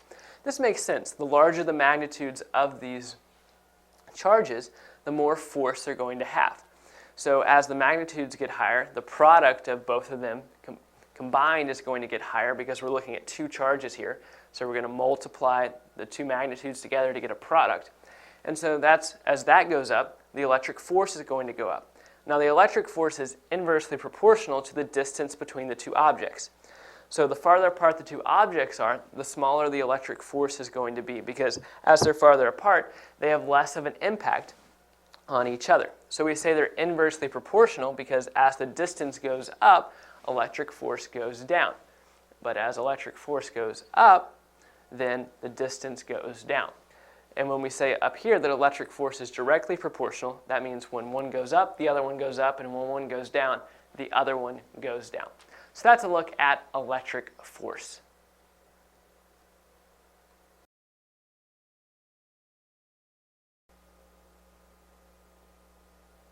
The electromagnetic spectrum is defined by frequency and wavelength. Frequency is abbreviated as a lowercase f and is frequently measured in hertz. And wavelength is abbreviated as a symbol that looks kind of like a lowercase h with more squiggles. And wavelength is measured in meters.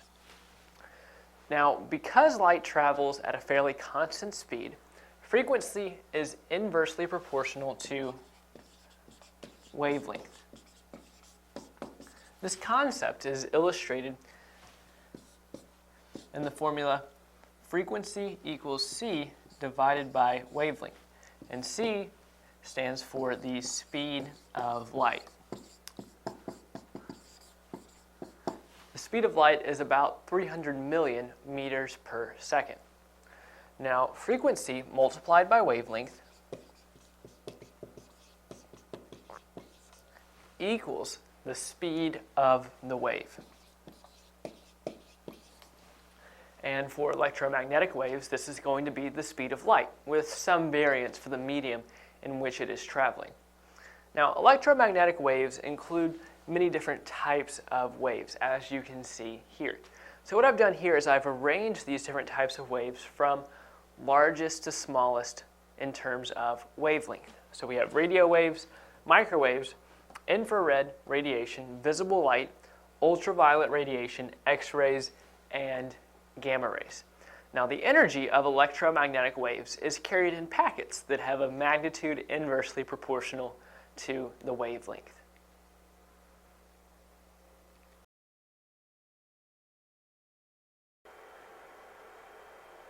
The ideal gas law is P times V equals N times R times T. P stands for pressure, V stands for volume, N stands for number of moles, in other words, the amount. Moles is used to measure chemical substances. T is the absolute temperature, always in Kelvin, and R is the universal gas constant.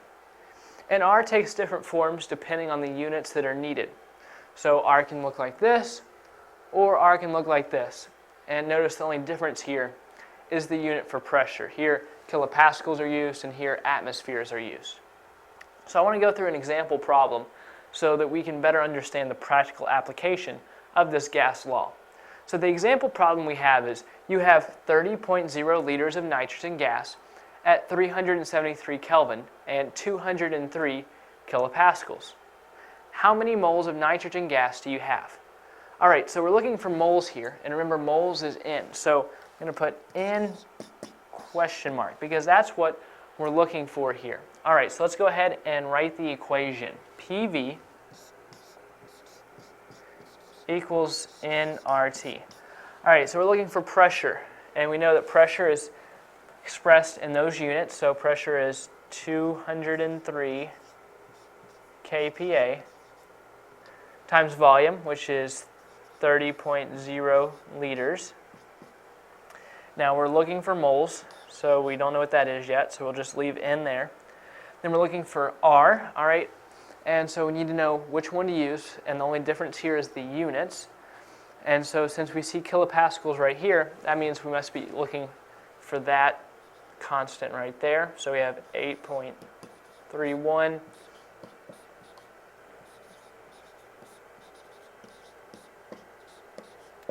finally times temperature 373 Kelvin.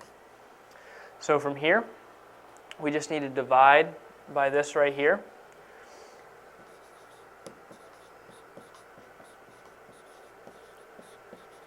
And because we're using algebra here, what we do to one side of the equation, we also have to do to the other. So we'll divide this side by the same thing.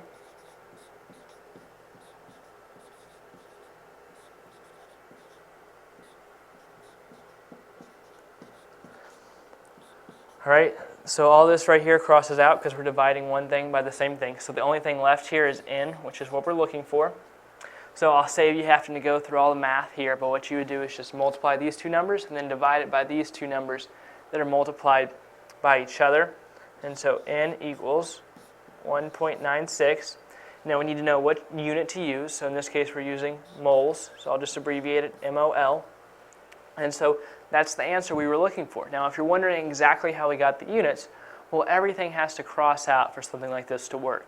So we see kilopascals here and there, so that can cross out.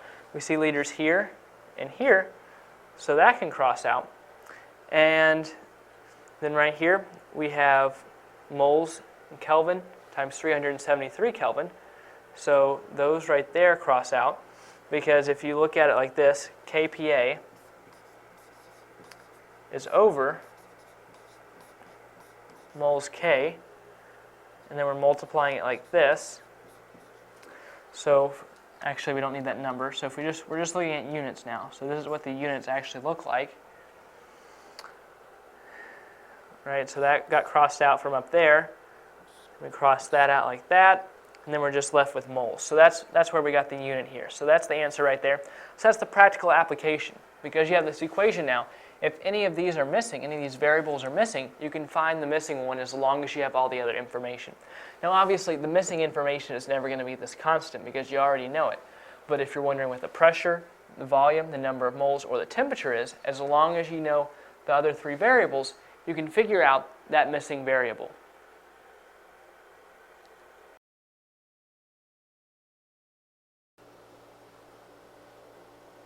Ionic bonds tend to form under two certain criteria. And the first is ionic bonds tend to form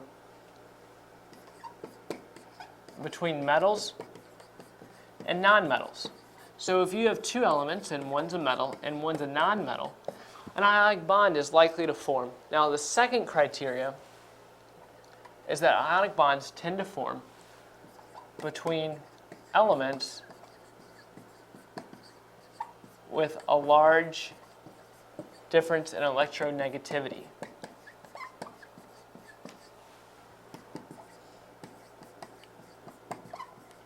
So the larger the difference in electronegativity, the better the chance ionic bonds are going to form. And so if elements meet both of these criteria, there's a very good chance they're very likely to form ionic bonds. Now, keep in mind that elements with the highest electronegativity values are in the upper right-hand corner of the periodic table of elements, while those with the lowest are near the lower left-hand corner.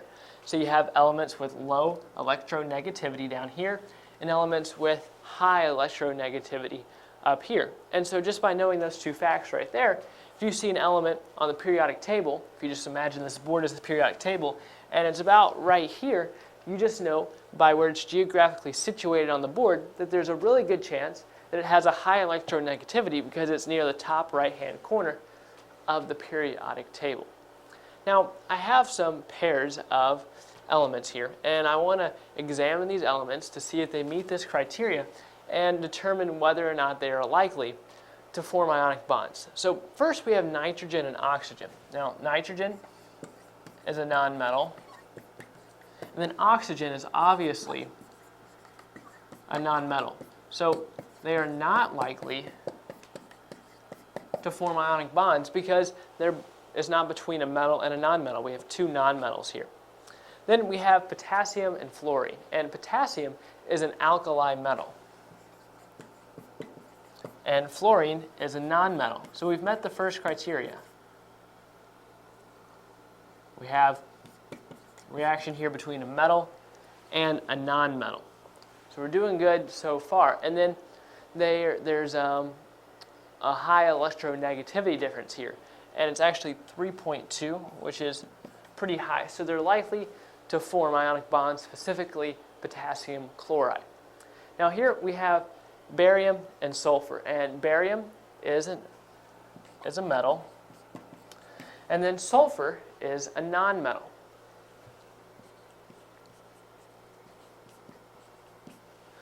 So here we have a metal, a nonmetal. We're doing good so far, so they're likely to form ionic bonds, specifically barium sulfide.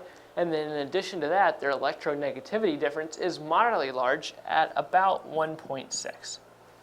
Now finally, we have cesium and tin. And cesium is an alkali metal, and then I'm sure you can guess that tin is a metal. So here we have two metals interacting with each other, so it's not between a metal and a nonmetal. So these cesium and tin is not likely to form ionic bonds. So notice here the main factor here was that we had two nonmetals and two metals here. But when we have a metal and a nonmetal, they're likely to form ionic bonds, and especially if they have a high electronegativity difference. So hopefully through this short session, you have a better understanding of ionic bonds.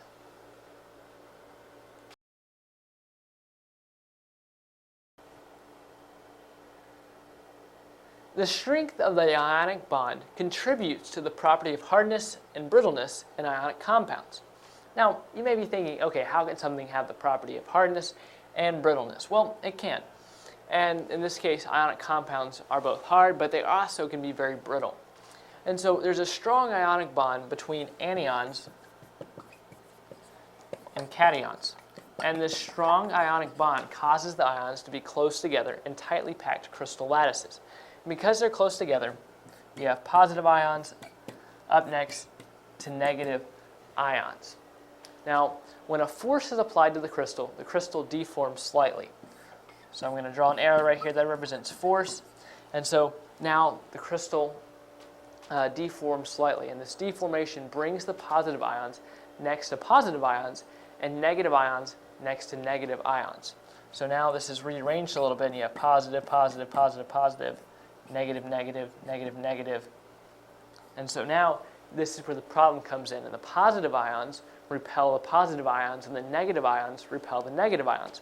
So now positive and positive want to get away from each other, and negative want to get away from each other. And the repulsive forces between the similarly charged ions are so great that the crystal ends up shattering. And so that's how ionic compounds can be both hard and brittle. They're hard, but they're also brittle because they can break under much force. And so the break is usually along defined planes within the crystal.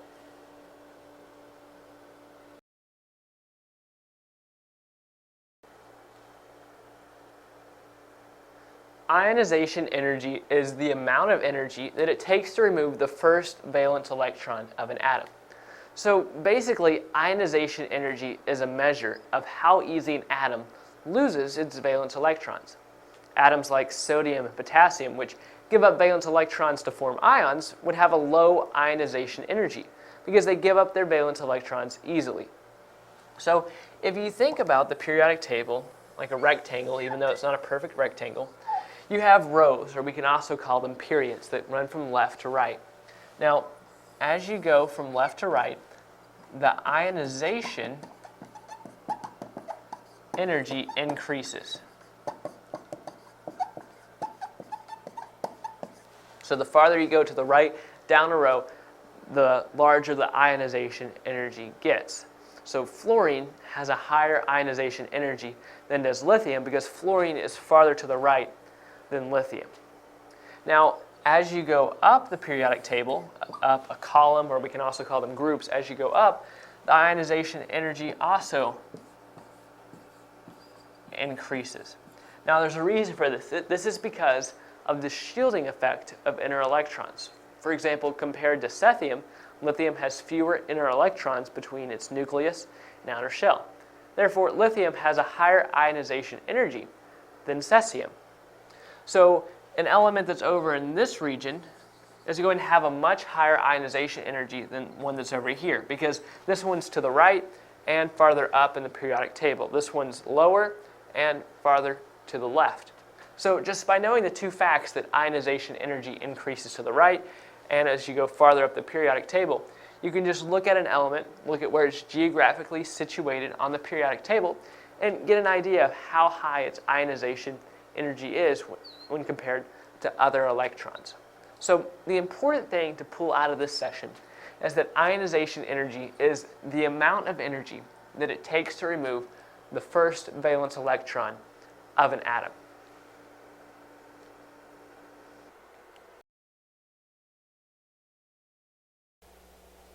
The three laws of thermodynamics are important to our understanding of energy and heat. So I've written each law up here on the board, and then under each law, written a brief summary of that law. So the first law of thermodynamics says that energy is always conserved. So take, for example, when I rub my two hands together. So I'm rubbing my hands together. So I'm exerting energy to rub my hands together. So it would look like my body is losing energy because I'm having to exert that energy to rub my hands together. But because I'm rubbing my hands together, I'm creating friction, which creates heat, and I can feel my hands getting warm right now. So although energy is coming out of my body to rub my hands together, it's changing forms into the form of heat. So heat is another form of energy. So energy is always conserved. It may change forms, but the energy is always there. You can't destroy energy. The second law of thermodynamics is that a system will develop a uniform temperature. So say I had a box, and inside that box I had two blocks of metal, and the blocks of metal were of equal weight. The first block of metal weighs 100 degrees, and the second block of metal weighs, the first block of metal is 100 degrees, and the second block of metal is 0 degrees. So eventually, those two blocks are going to balance each other out until both blocks weigh 50 degrees. So that's basically the second law of thermodynamics, that both blocks in the box are going to work together to find one temperature, an equilibrium, a temperature that each block is going to have. So this can be applied to many different things, any sort of system that you have where you have different objects inside that system and they have different temperatures. Eventually, all the objects in that system are going to have the same temperature. The third law of thermodynamics is that entropy becomes constant as temperature approaches 0. Now, this doesn't really make sense unless you know what entropy is. Entropy is the flow of heat. So as the temperature approaches 0, the flow of heat becomes constant. So that's a look at the three laws of thermodynamics and how they affect our world.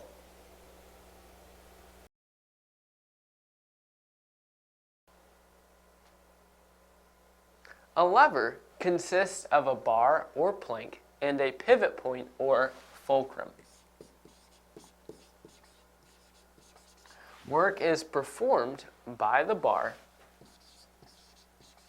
which swings at the pivot point to redirect the force. So basically there's three components to a lever.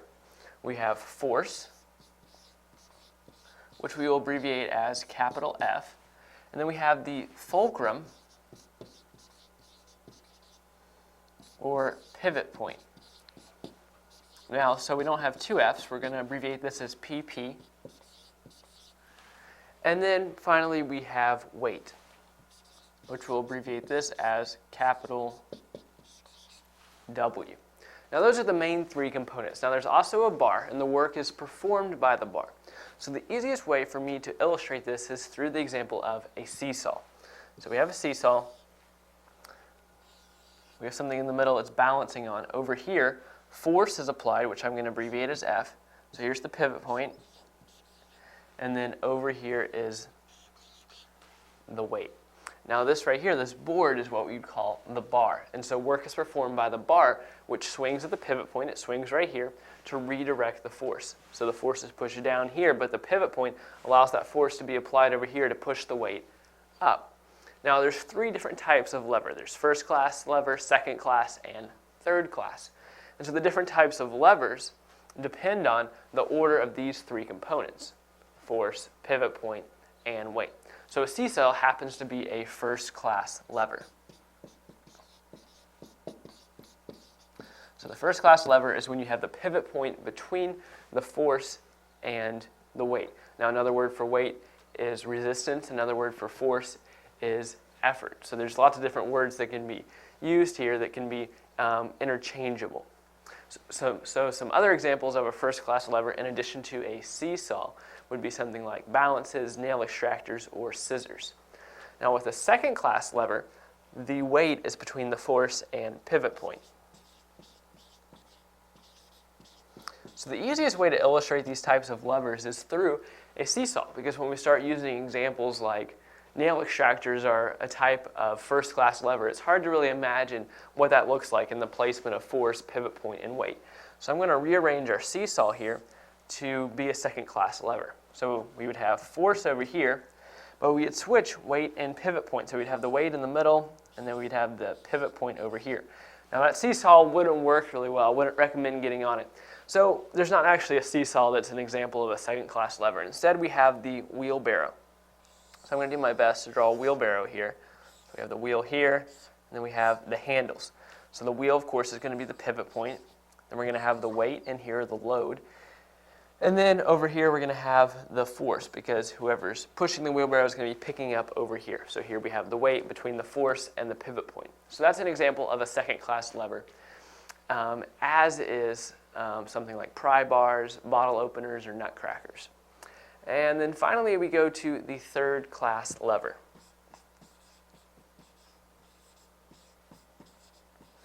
And so again, if I rearrange my seesaw, we'll find that the weight is over here, the force is over here, and the pivot point is down here. So the pivot point stayed in the same place, but force and weight switched places. Now again, the seesaw wouldn't really work, and so I'm going to use a baseball bat as an example of a third-class lever. Now we should never say that a third-class lever is when you have weight, then force, then pivot point. Instead, we should say that the force comes between the weight and the pivot point, because really you could switch these or turn this around and it would still work exactly the same. In the same way, a second-class lever is when when weight is between force and pivot point, and a first-class lever is when pivot point is in the middle. So these types of levers are defined by what's in the middle. So now we're going to draw a baseball bat. Again, excuse my drawing. So over here we have weight. Now, really the ball touching the bat is not really weight, but it's the resistance. So bear with me there. And then over here we have the force, because that's where the hands are. And then right here down at the end is where we have the pivot point. So notice that force is in the middle. So it's a third-class lever. Some other examples are fishing rods, hammers, and tweezers. So that's a look at the three types of levers. Now, a lever is one of the 6 types of simple machines, which uses a concept called mechanical advantage to make work easier.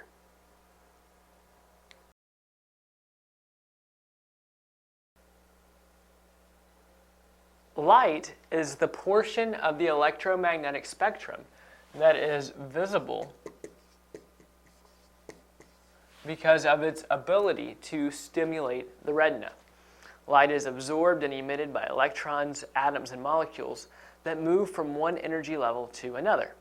So an atom might release energy to move to a lower energy level, but absorb energy to move to a higher energy level. Now, visible light is between ultraviolet and infrared light on the spectrum. So it's anywhere from 380 nanometers all the way up to 760 nanometers. So 380 would correspond to the color violet, and 760 would correspond to the color red. This is because the human brain interprets or perceives visible light as color. For example, when the entire wavelength reaches the retina, the brain perceives the color white. Now, when no part of the wavelength reaches the retina, the brain perceives the color black. Atoms and molecules can gain or lose energy only in particular discrete amounts. Therefore, they can absorb and emit light only at wavelengths that correspond to these amounts. So, using a process known as spectroscopy, these characteristic wavelengths can be used to identify substances.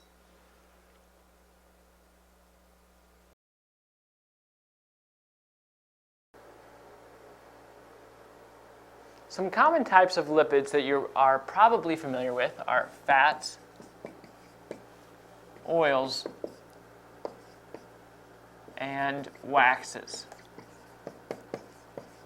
Now, like carbohydrates, lipids are organic molecules.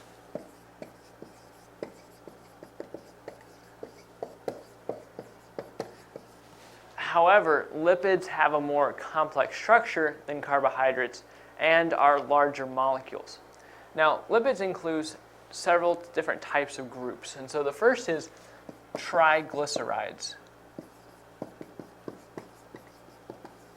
And so, stated somewhat simply, triglycerides consist of a glycerol molecule that is bound to 3 long-chain fatty acids. So, glycerol is a polyalcohol, and fatty acids are long-chain carboxylic acids. So, triglycerides are the most common lipids and make up fats and oils. Now, a second grouping is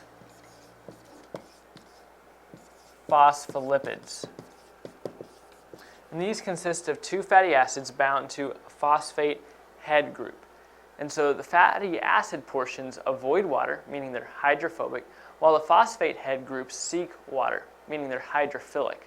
So phospholipids have a structural function. They make up a cell and organelle membranes in your body. A third group is steroids, which are lipids that are derived from cholesterol. Steroids have a 4-ring structure with a hydroxyl group at one end and a short carbon chain at the opposite end. Cholesterol is also found in cell membranes and circulates in the blood. Another type of steroids are hormones. Now, the fourth group of lipids that we're going to talk about are waxes, which are formed when a long-chain alcohol binds to a long-chain fatty acid. So again, some common types of lipids are fats, oils, and waxes. And like cholesterol, lipids are organic molecules.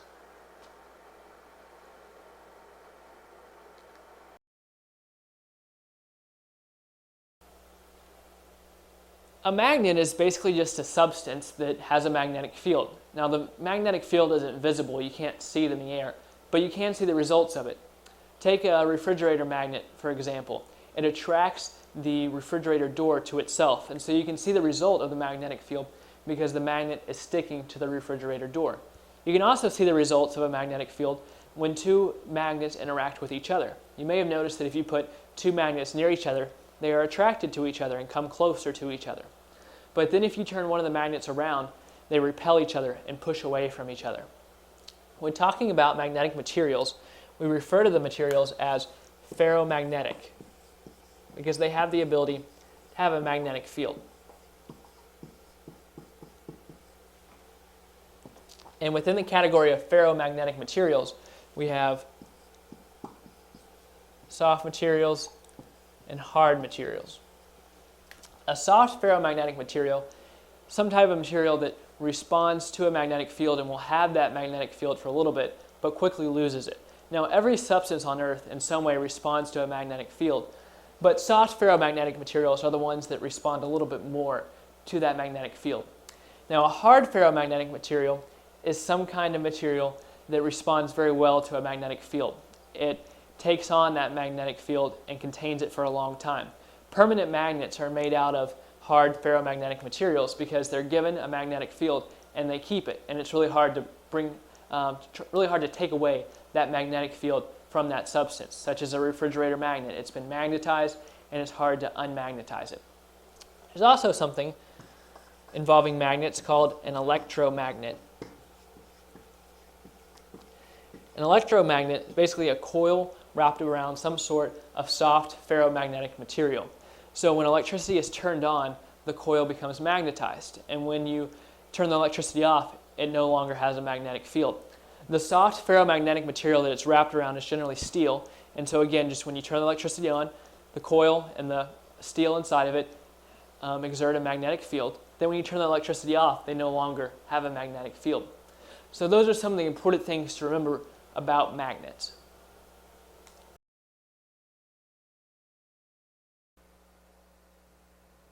Mechanical advantage is the term used to describe how simple machines make accomplishing work easier. Now, a certain amount of work is required to move an object. And the amount of work cannot be reduced. So how then does mechanical advantage reduce the amount of work you have to do when it says right here the amount of work cannot be reduced? Well, mechanical advantage makes work easier by changing the way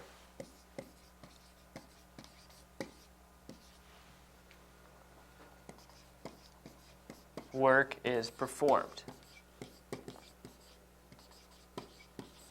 So say, for instance, that you need to move an object to a given vertical height. And so a certain amount of work is required to move that object to that vertical height.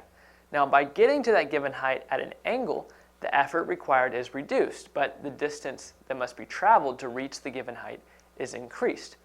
And so although the effort required is reduced, the length of time you have to be pushing or holding that object is increased. And so overall, the amount of work stays the same, but overall it's easier to accomplish that work. So a great example of this is walking up a hill. So say we have a hill right here. If someone wanted to get to the top of this hill, but they're down here, they could take a direct route to the top. So it's going to be very steep, but they don't have to walk very far. But someone else could take a longer route, a meandering route, and go like this. And so as they progress up the hill, they're getting to walk up the hill at an angle. So they're only increasing in elevation slowly, much slower than the person over here who took the direct route. So it requires a lot less effort to walk here because they're not having to gain as much elevation as quickly. But the difference here is that you see how much farther they had to walk than this person because they had to go back and forth. And so even though it was easier to walk up, it took them longer. So the same amount of work is required for both of these. However, mechanical advantage is used right here by the person walking up this hill. It makes it easier overall for that person to walk up the hill. And so there's basically 6 different types of simple machines that use the concept of mechanical advantage. And those are the inclined plane, the lever, the wheel and axle, the pulley, the wedge, and the screw. And so those 6 simple machines use mechanical advantage, and those simple machines can be combined together to gain even more mechanical advantage.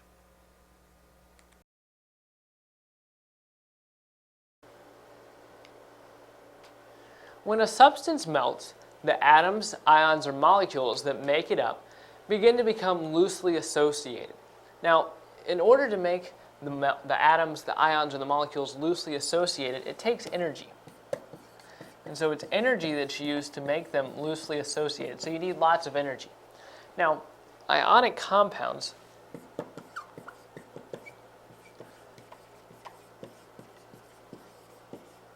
have high bond energies.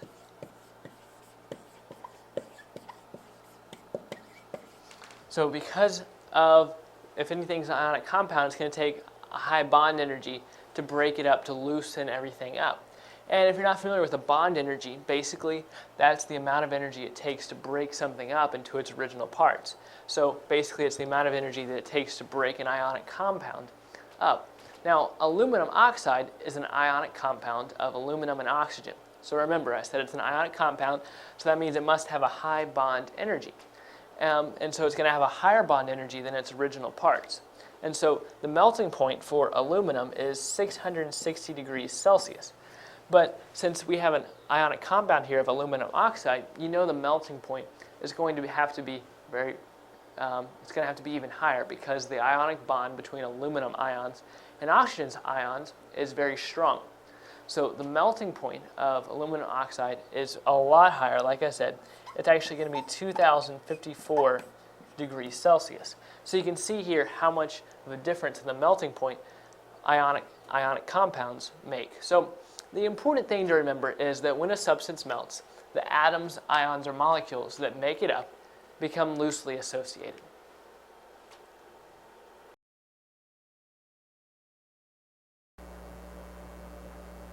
A molecule is an electrically neutral combination of two or more atoms of the same or different elements joined by covalent bonds. So I want to go ahead and break down this definition a little bit to make sure we really understand it. Notice up here it says that the molecule is electrically neutral. So that means it has no net charge. So any positive or negative charges in that molecule cancel each other out, so there's no net charge. In other words, it's neutral. Now, it's a combination of two or more atoms. Now, so this could look like this. Two hydrogen atoms or one oxygen atom and one hydrogen atom together would work as well because they have to be of the same or different element. So either one of these works as a molecule. Now, these are some really simple examples of molecules. And so molecules can be simple like those right there, or they can be as complex as large biochemical macromolecules such as proteins, starches, and cellulose. Now, proteins can range in size from 50 to more than 2,000 amino acids linked by peptide bonds, while starches and cellulose molecules can consist of more than 10,000 smaller glucose molecules covalently linked together. Now, there are some substances out there, three in particular that I want to highlight, that you may think are molecules which actually are not classified as molecules. So I want to go over those. So one is aggregations of polar molecules joined temporarily by hydrogen bonds. Another example is electrically charged ions joined by ionic bonds.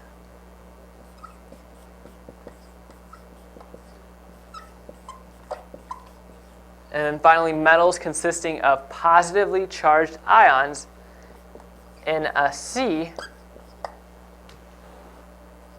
of delocalized electrons.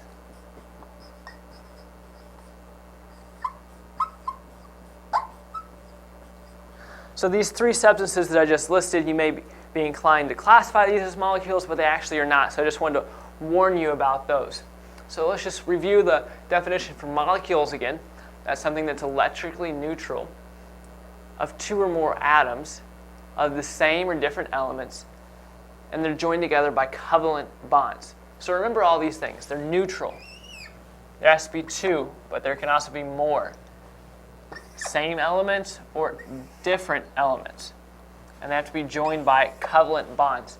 So generally, when you have a definition of something, it just usually is maybe twofold. Here, there's lots of different criteria something has to meet in order to be a molecule.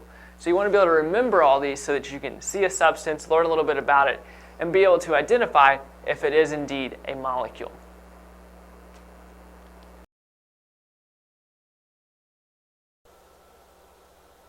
Organic compounds are basically compounds that contain carbon. There are two main ways to classify organic compounds. The first is by classifying where they come from. So you would have natural organic compounds and synthetic organic compounds. The second classification system is based upon how large the compounds are. So you have small molecule and polymers. In this case, we're going to take a look at the first classification system. So natural compounds are just what the name implies, compounds that can be found naturally in nature.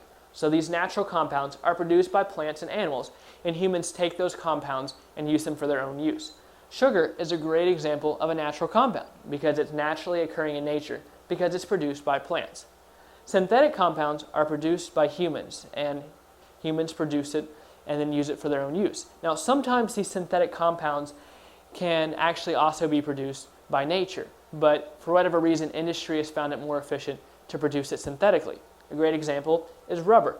Rubber can be produced naturally by plants, but industry today finds it more efficient to synthetically produce rubber.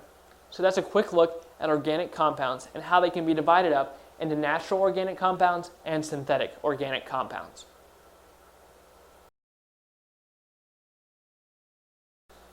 The periodic table is a way to systematically display the chemical elements. Now notice I said that it consists of chemical elements, and it consists of elements only. So this does not include mixtures and compounds, because an element is basically matter in its most basic form.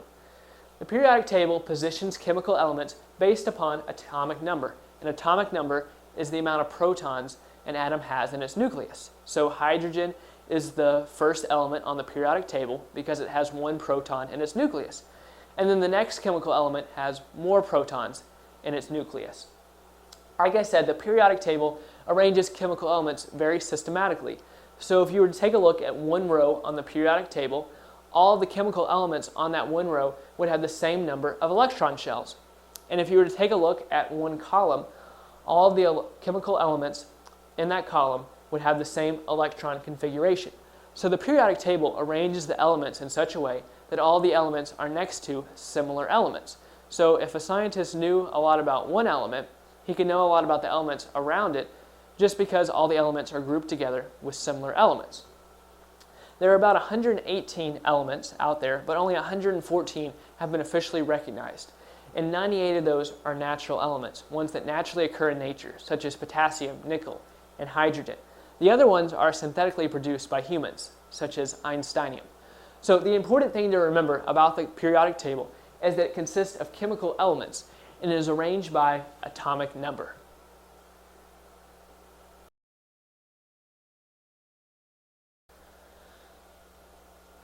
pH is basically a measure of how many hydrogen ions are in a substance. pH is very important to many fields such as biology, chemistry, medicine, food science, farming, and water treatment. I've written up here on the board a pH scale ranging from numbers 0 to 14, each indicating the amount of pH in a substance. Now there are pHs that go higher than 14, but for practical purposes, this is the largest pH scale we need. Water has a pH of 7, and any substance with a pH larger than 7 is considered a base. So everything from 7 over to 14 is considered a base. Common bases that you probably know of are baking soda and bleach. Now any substance with a pH below 7 is considered an acid. Some of those that you may know of are lemon juice, tomato juice, and gastric acid. So water is kind of the middle bar on the pH scale, and anything to the right is the base, and anything to the left is an acid.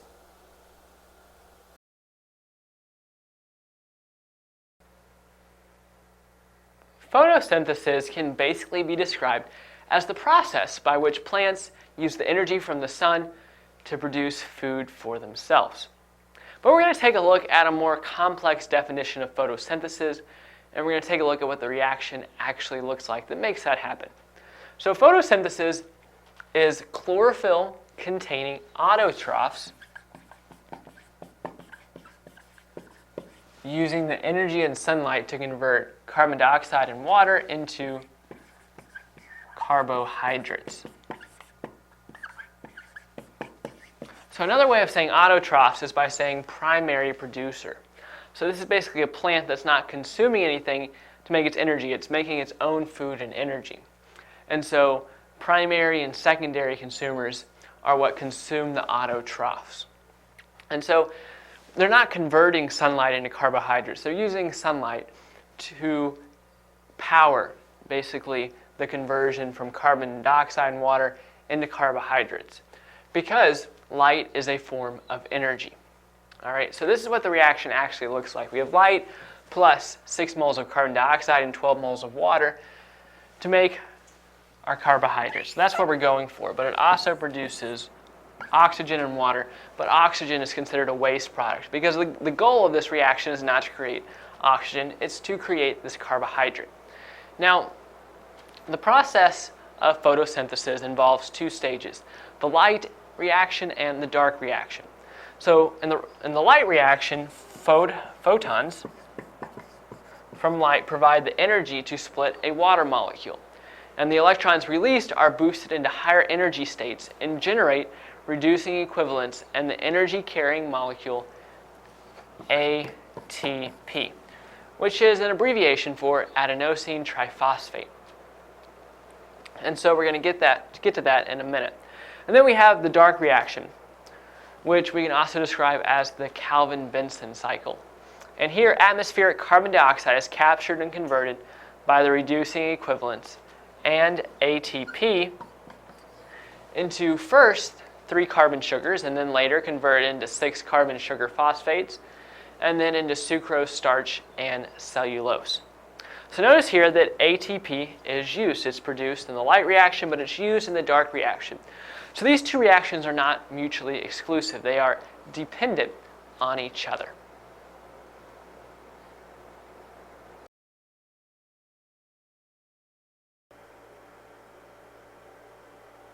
A polymer is a large molecule which is composed of repeating units of smaller molecules that are chemically bound together.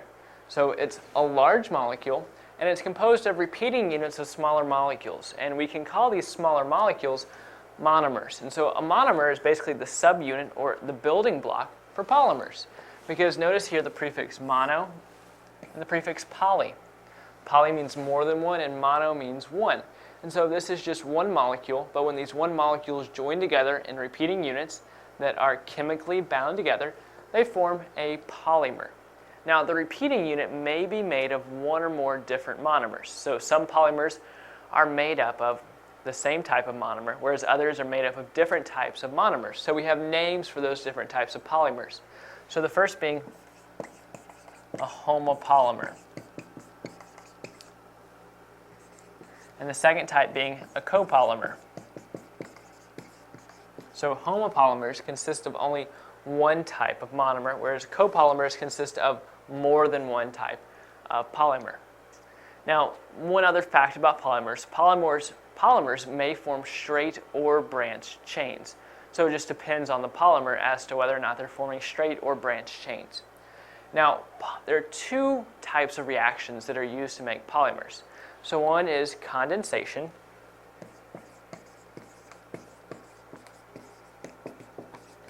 and the other is addition.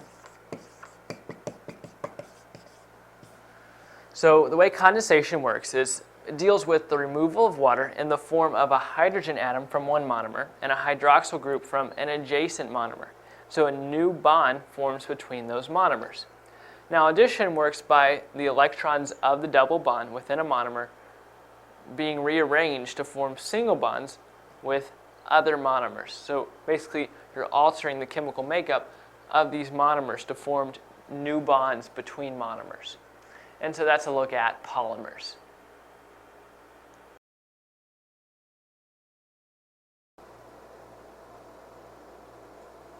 We can classify cells into two categories, prokaryotic and eukaryotic. So prokaryotic cells are smaller than eukaryotic cells. In addition to being smaller, they lack membrane-bound nucleuses. So they don't have a membrane-bound nucleus. Now, they contain single-stranded circular DNA molecules that free float in, you can probably guess, they free float in cytoplasm, because cytoplasm is kind of the fluid in a cell that all the other organelles in the cell float around in. So the DNA molecules free float in cytoplasm. So some different organelles that are in prokaryotic cells are ribosomes, centrioles, often one or more flagella, and cytoskeleton elements. Then we have eukaryotic cells, and so these are going to be obviously larger than prokaryotic cells. And these contain linear, double-stranded DNA combined with histone and packaged as chromosomes.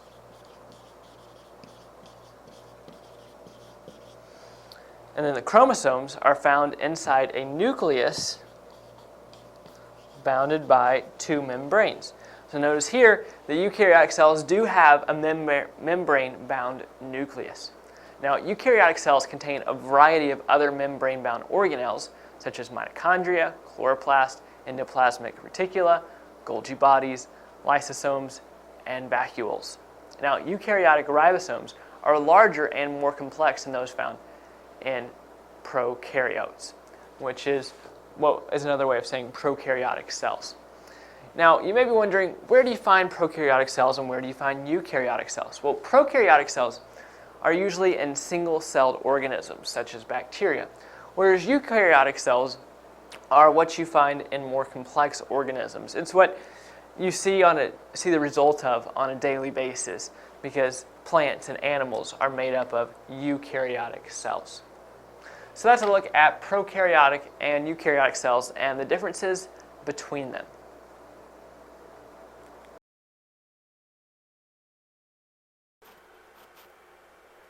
We're going to take a look at some of the properties of acids. So first off, acids have a sour taste. Now obviously not all acids are safe for consumption, but some acids that we do consume, like lemon juice and vinegar, are lowly acidic, but they're very weak acids, but they still have a very sour taste. Then acids also contain hydrogen.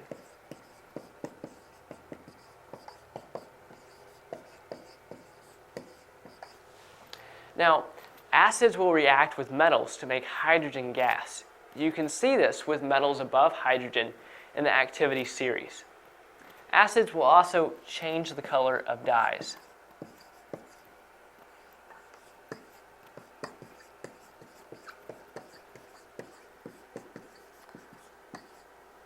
They will change the color of one dye in particular called litmus dye. Acids will turn blue litmus paper red, and that helps show where the acid is on the pH scale.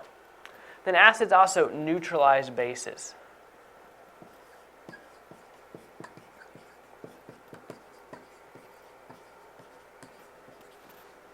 Acids neutralize bases by combining with a base to produce a salt and water. And this type of reaction is called a neutralization reaction. And then finally, acids conduct electricity.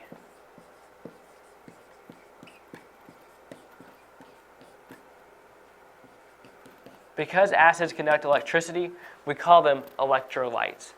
So these are some of the properties of acids to help you better determine if a substance is an acid.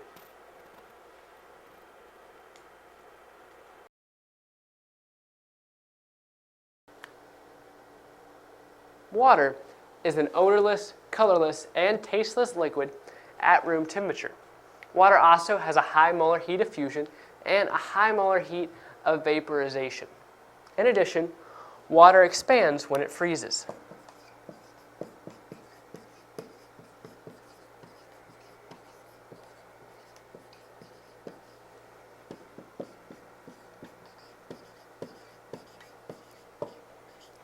The reason water expands when it freezes is because of the way that 6 water molecules fit together in a crystal. Now, because water expands when it freezes, then ice floats. That's because since the molecules take up more space in ice than they do in water, basically the weight is distributed into a larger area in ice than it is when water is in liquid form. And so that's why ice floats, because ice has a lower density than water in liquid form. And then finally, water has a high surface tension.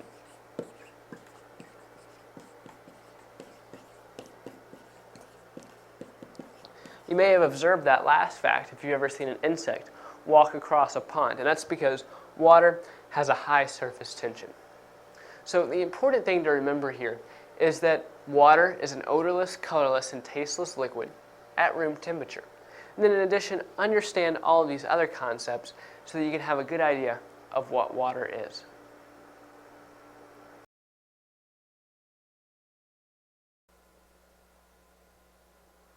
A pulley consists of a rope or line that is run around a wheel. A pulley allows force to be directed in a downward motion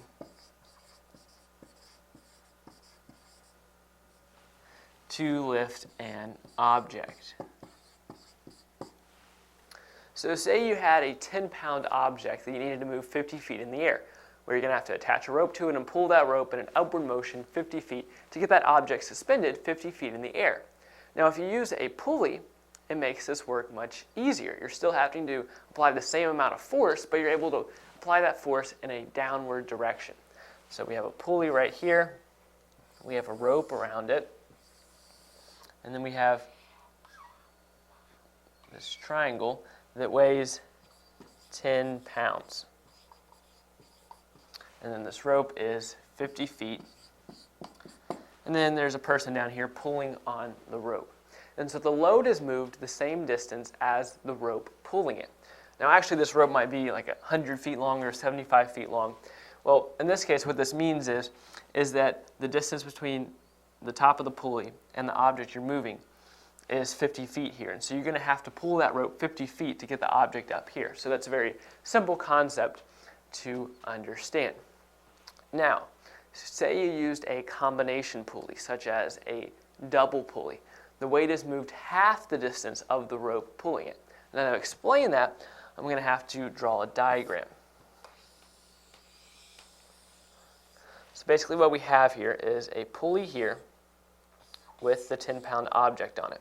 Then we have another pulley up here, and then the force is being applied right here. So this pulley stays in place, kind of like this pulley, but this pulley moves around with the object.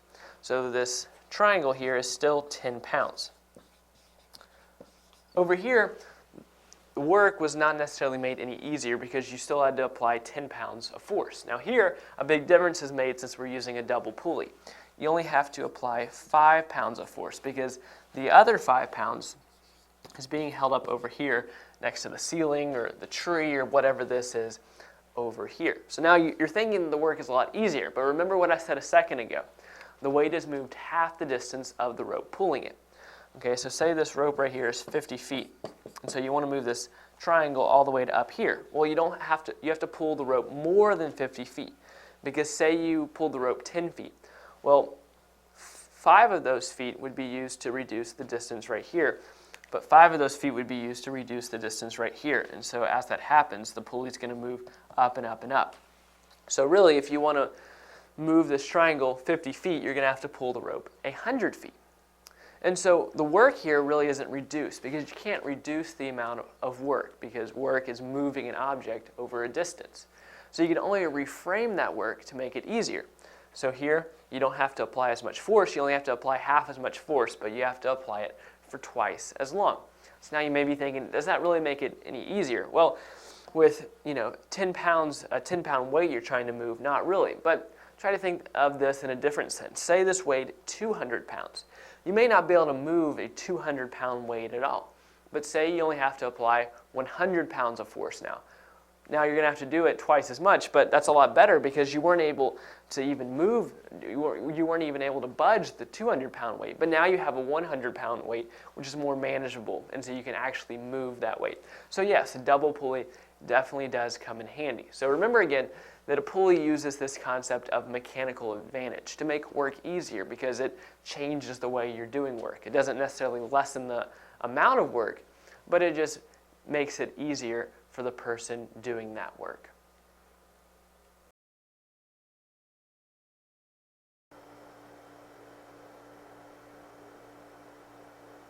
Radioactivity is the decay of the nucleus of an unstable atom. Now, the stability or the instability is a balance of the strong nuclear force, which holds the nucleus together, and the electromagnetic force that repels the protons.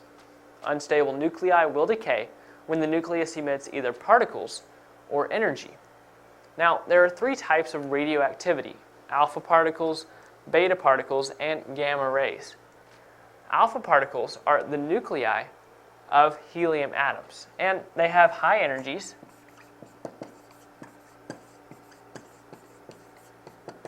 though they travel short distances.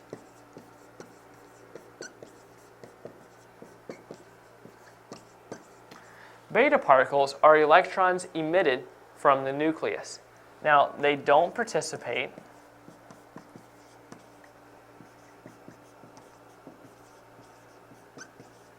in chemical reactions.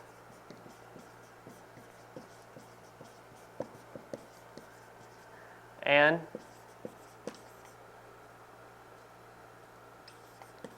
do not come from orbitals. So they don't participate in chemical reactions and they do not come from orbitals. And then finally we come to gamma rays, which are electromagnetic waves emitted from the nucleus. And they have high energy. Now, alpha particles cannot penetrate paper or skin. Now, beta particles cannot penetrate aluminum foil, and gamma rays can be stopped by lead. So that gives you an idea of the strength of these radioactive particles or rays. So again, radioactivity is the decay of the nucleus of an unstable atom. And unstable nuclei will decay when the nucleus emits either particles or energy.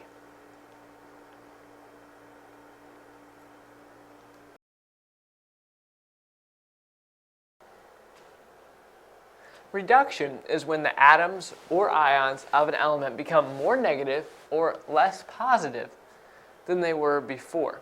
So in other words, when an atom or ion undergoes a change in oxidation state in the negative direction, it is reduced. So take a look at this reaction right here between sodium and chlorine. Here, the chlorine becomes a chloride ion because it's becoming negative here. And that's why it has the negative symbol right here. Now, the element chlorine has an oxidation state of 0. And that's because all elements in their natural state have oxidation numbers equal to 0. Now, the chloride ion has an oxidation state of -1.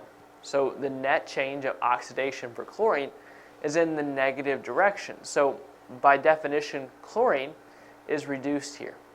Now, whenever an atom in a reaction gets reduced, some other atom gets oxidized.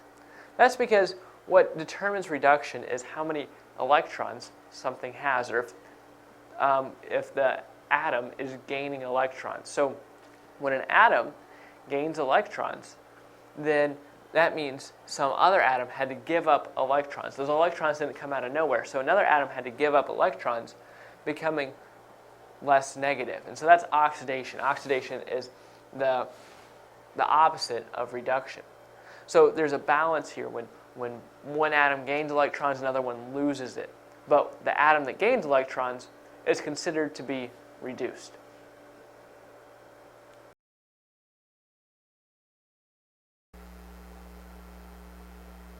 The solar system consists of the sun and the 8 major planets that orbit around it. So first we have the sun, and then I'm going to order the 8 major planets in order of how close they are to the sun. So we start out with Mercury, then Venus, then the third from the sun is Earth. Then we have Mars. And then in between Mars and the next planet we have an asteroid belt. Then after that asteroid belt is Jupiter, then Saturn, Uranus, then Neptune. Now you may be thinking Pluto should come after Neptune. Well, Pluto is no longer considered to be a planet. Now it's considered to be, or it's classified as one of the 5 known trans-Neptunian objects regarded as minor planets. So then after Neptune we have the Kuiper belt. And so this Kuiper belt extends from about 30 astronomical units from Neptune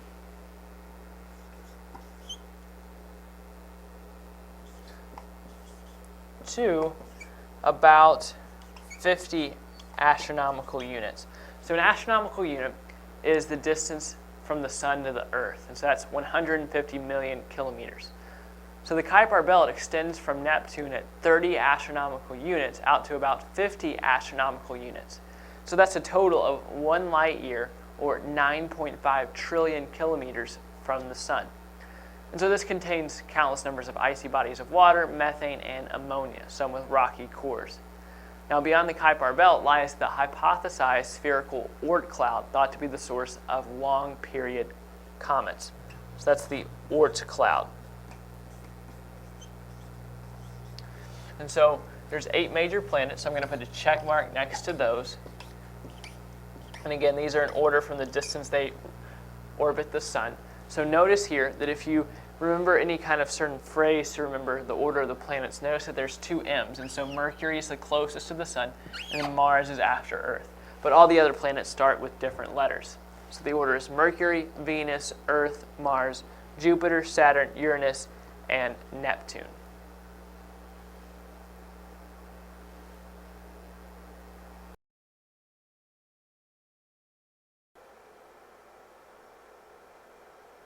I want to take a look at the properties of solutions and some different types of solutions. But first off, we need to define what a solution is. And it's a homogeneous mixture of 2 or more substances in a single phase. So by homogeneous, we mean the same. In other words, you don't have 2 substances somewhat mixed together. They are completely mixed together, forming one substance or one solution. And they're in a single phase. In other words, they're either all the components of the mixture are either in liquid, solid, or gas form. They're not in different forms. So every substance in the mixture is combined together to be the same in the same phase. And in the case of a solution, the particles are distributed uniformly throughout the volume, and the molecules do not react chemically with each other. So in any solution, you have 2 parts, the solvent and the solute. Now, like we said, a solution can be made up of 2 or more substances. But here, we're just going to pretend that there's 2 substances. So we have the solvent and the solute. We have 1 solvent and 1 solute. So consider water and sugar. So the solvent here would be water, and the solute would be sugar. So the solvent is what is dissolving something, and the solute is what is being dissolved. So if you were to put sugar inside water, water would be the solvent because it would dissolve the sugar, and the sugar would be the solute because it's being dissolved.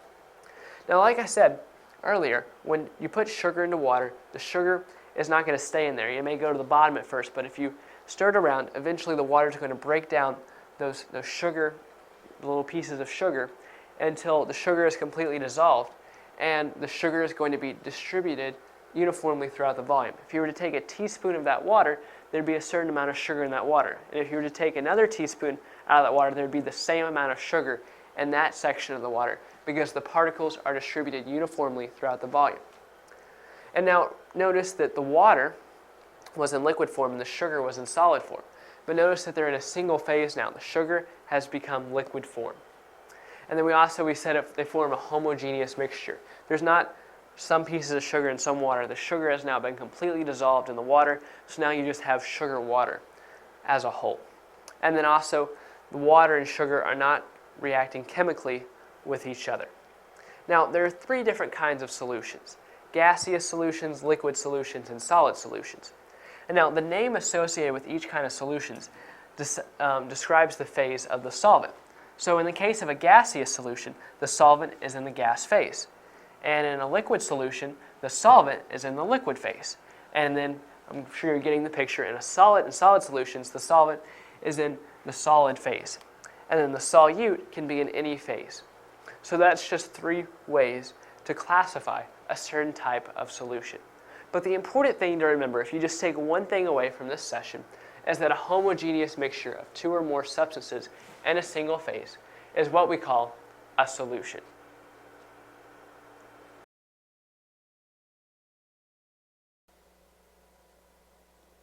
Sound is a pressure disturbance that moves through a medium in the form of mechanical waves. And these mechanical waves transfer energy from one particle to the next. So notice here that sound needs a medium to travel through. And so that can be something like air, water, or some other matter. But either way, sound has to have a medium to travel through. And then the reason it needs to travel through something is because it's transferring energy from one particle to the next. Now, another thing you need to know about sound is that sound is transferred through vibrations. Vibrations transfer energy to adjacent particles. Now, this may be a little bit contrary to what you thought about sound, because you may think that sound is the actual movement of particles over a great distance. But actually, the particles aren't moving. Instead, vibrations transfer energy from one particle to an adjacent particle. And that way, sound moves out through the waves into other areas.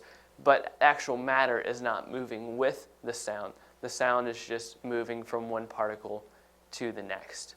And so sound is transferred through the movement of atomic particles. And so these can be atoms or molecules. Now, waves consist of two things. We have compressions and rarefaction. So a compression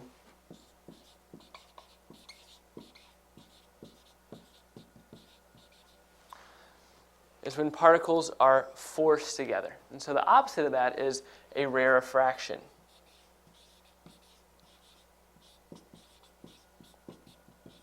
So this is when particles move farther apart and their density decreases. So you have a compression with particles moving together and a rarefaction with those particles moving apart. So one compression and one rarefaction constitutes a sound wave. Now, waves of sound energy move outward in all directions from the source. So you have a source right here, a source of sound, and so you have waves moving out in all directions. So actually, if you were to look at what this would look like scientifically, you'd have all these waves coming off, but that takes a long time to draw. And so different sounds have different wavelengths. And then the last thing that you probably should know is that sound is a form of kinetic energy. Now, when I say it's a form of kinetic energy, that's as opposed to potential energy, which sound isn't going to be potential energy because it's not energy stored up. Sound is energy in motion, so we call it kinetic energy.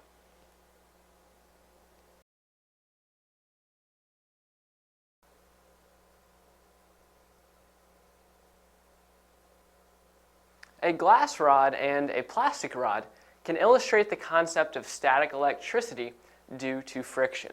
So here we have a glass rod, and over here we have a plastic rod. Now both of these rods start out with no charge because they have the same amount of electrons as protons. Now there's something called the electron affinity of a material, which is a property that helps determine how easily it can be charged by friction. And so basically we could say electron affinity is how easily an atom accepts an electron. So if something has a high electron affinity, then that means it loves accepting electrons, or it can easily accept electrons. So materials can be sorted by their affinity for electrons into a triboelectric series. So we have some substances that have high affinities, like celluloid, sulfur, and rubber. And then, of course, there's others that have low affinities, such as glass, rabbit fur, and asbestos. So back to our example of the two rods. Say you were able to take a glass rod and rub it on some silk. Now, in this example, the silk has a higher affinity than the glass. So because it has a higher affinity, it desires electrons more than glass. So electrons are going to go from the glass to the silk. So that gives the glass rod a positive charge because now it has less negative charges, so it has more positive charges overall, giving it a positive charge. Now say we were to take the plastic rod and we were to rub it against some fur. Now in this case, the plastic has a higher affinity than the fur because remember, rabbit fur has a low affinity. So over here we have the higher affinity. So the electrons are going to go from the fur to the plastic. So what that does is that gives the plastic rod more negative charges. So that gives it an overall negative charge. So those are some illustrations of the concept of static electricity.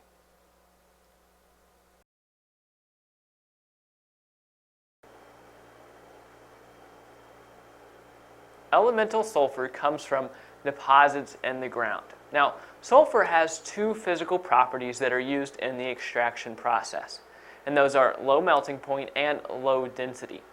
Now, the extraction process is called the Frasch process, and there's basically 7 steps to how it works, but the steps aren't very complicated, so we're going to go ahead and dive right in. So starting out, a well is drilled into a sulfur mineral deposit. So after that well is drilled, superheated water is pumped into the deposit. And so this superheated water is usually heated to around 170 degrees Celsius, which is about 340 degrees Fahrenheit. So that water is pumped down into the deposit. And as a result of that, the hot water melts the sulfur in the deposit. Now remember earlier I talked about 2 physical properties of sulfur that are useful in the extraction process. And the first was its low melting point. So you've already seen that come into play. The low melting point of sulfur allows for the water to melt that sulfur. Now remember that although this is melted, the sulfur is still down in that deposit, but we're trying to extract that sulfur. So in addition to superheated water being pumped into the well, compressed air is going to be pumped down into the well.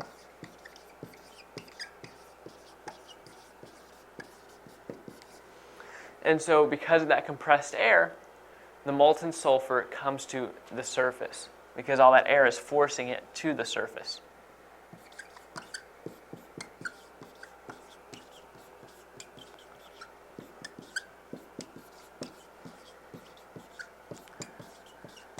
Now remember earlier I talked about the 2 physical properties. Well, the second one was low density.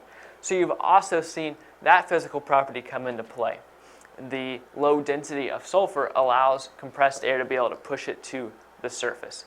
Now that the molten sulfur is at the surface, it can cool and solidify. And so from there, the sulfur forms a rhombic crystal. And so a rhombic crystal has 8 molecules. So those are the 7 steps to the extraction of sulfur in what we call the Frasch process.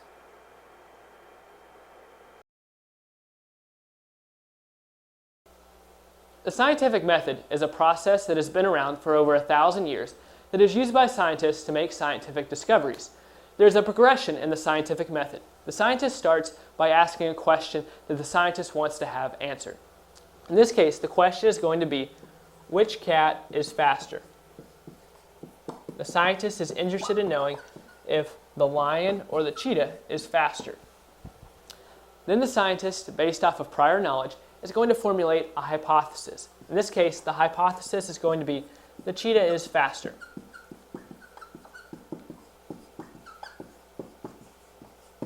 Notice how the hypothesis is written as an established fact. It's because through the experiment portion of the scientific method, the scientist is going to try to prove his hypothesis true. Then comes the prediction portion of the scientific method. In this portion, the scientist is going to try to clarify his hypothesis. So in this case, the prediction is going to be the cheetah will be faster over a 60-meter period.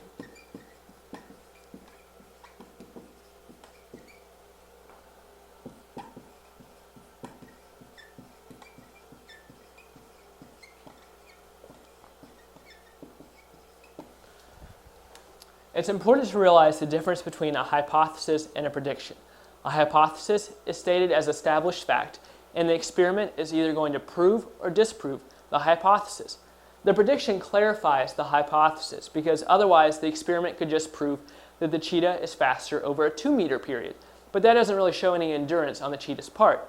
So the prediction says that the experiment results are going to show that the cheetah will be faster than the lion over a 60-meter period. Then comes the test portion of the scientific method. This is very important. This is the experiment part of the scientific method. This is when the scientist either proves or disproves his hypothesis. So I'm going to write here that the scientist is going to use a radar gun. So the scientist is going to point the radar gun at a cheetah running over a 60-meter period and write down how fast the cheetah was running, and then point the radar gun at a lion running over a 60-meter period and write down the speed of the lion. Then comes the analysis portion of the scientific method. This is when the scientist looks at the results and decides whether they prove or disprove the hypothesis. So in this case, the analysis is going to prove and confirm the hypothesis. So I'm going to write here that the hypothesis is confirmed because the results of the experiment showed that indeed the cheetah was faster than the lion. So if my example confused you a little bit, don't worry about it. The important thing to remember is the main points of the scientific method: the question, hypothesis, prediction, test, and analysis.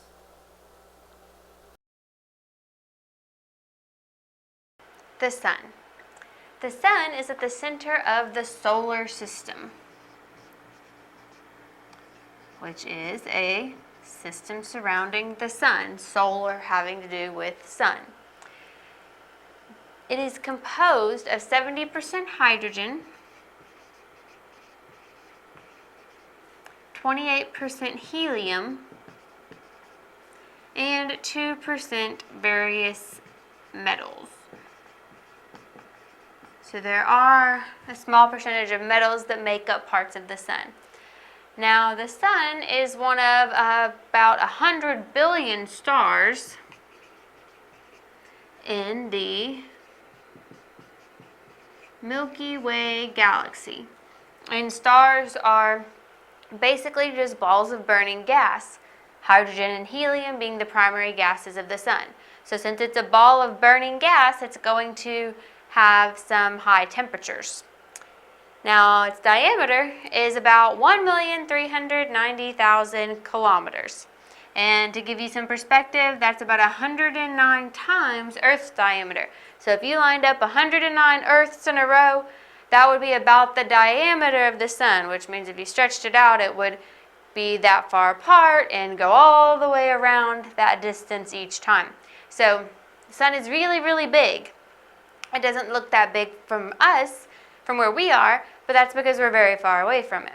Because it is such a large star and it is the closest one to us, we are able to see it, and we do benefit from some of its effects. Now, the mass of the sun is around 1.989 times 10 to the 30th kilograms. So that means if we put these three numbers and then 27 zeros behind it, that would tell you how many kilograms the sun has for mass, which is, to give you perspective again, about 330,000 times Earth's mass. The sun represents over 99.8% of the total mass of the solar system.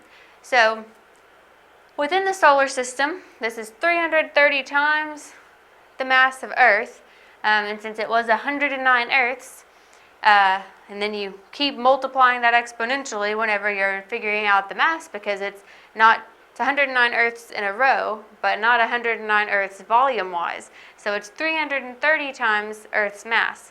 And because the sun is so big, within the solar system, the sun is 99.8% of the total mass of the solar system. So whenever you're thinking about how big Earth is and the other planets, in relation to those planets, in relation to Earth, the sun is huge. It's taking up the vast majority of the mass, or it makes up the vast majority of the mass in the solar system.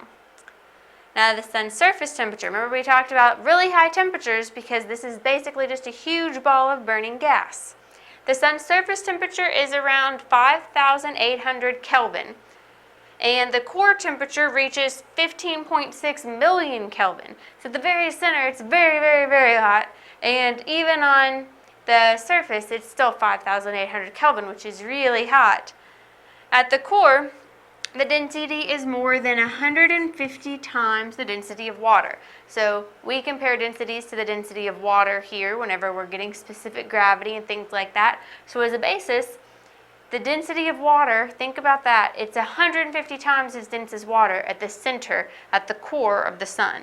So it's a very dense area, and it's a very hot area. Now let's talk about different parts of the sun and what they're called. The surface of the sun is called the photosphere. So that would be like its outermost layer, the photosphere. And then beyond the photosphere, which is the surface of the sun, we have the chromosphere.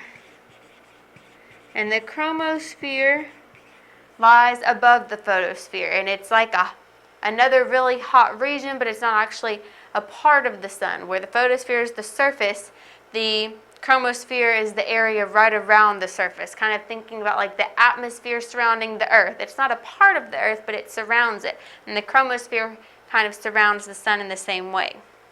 Next we have the corona.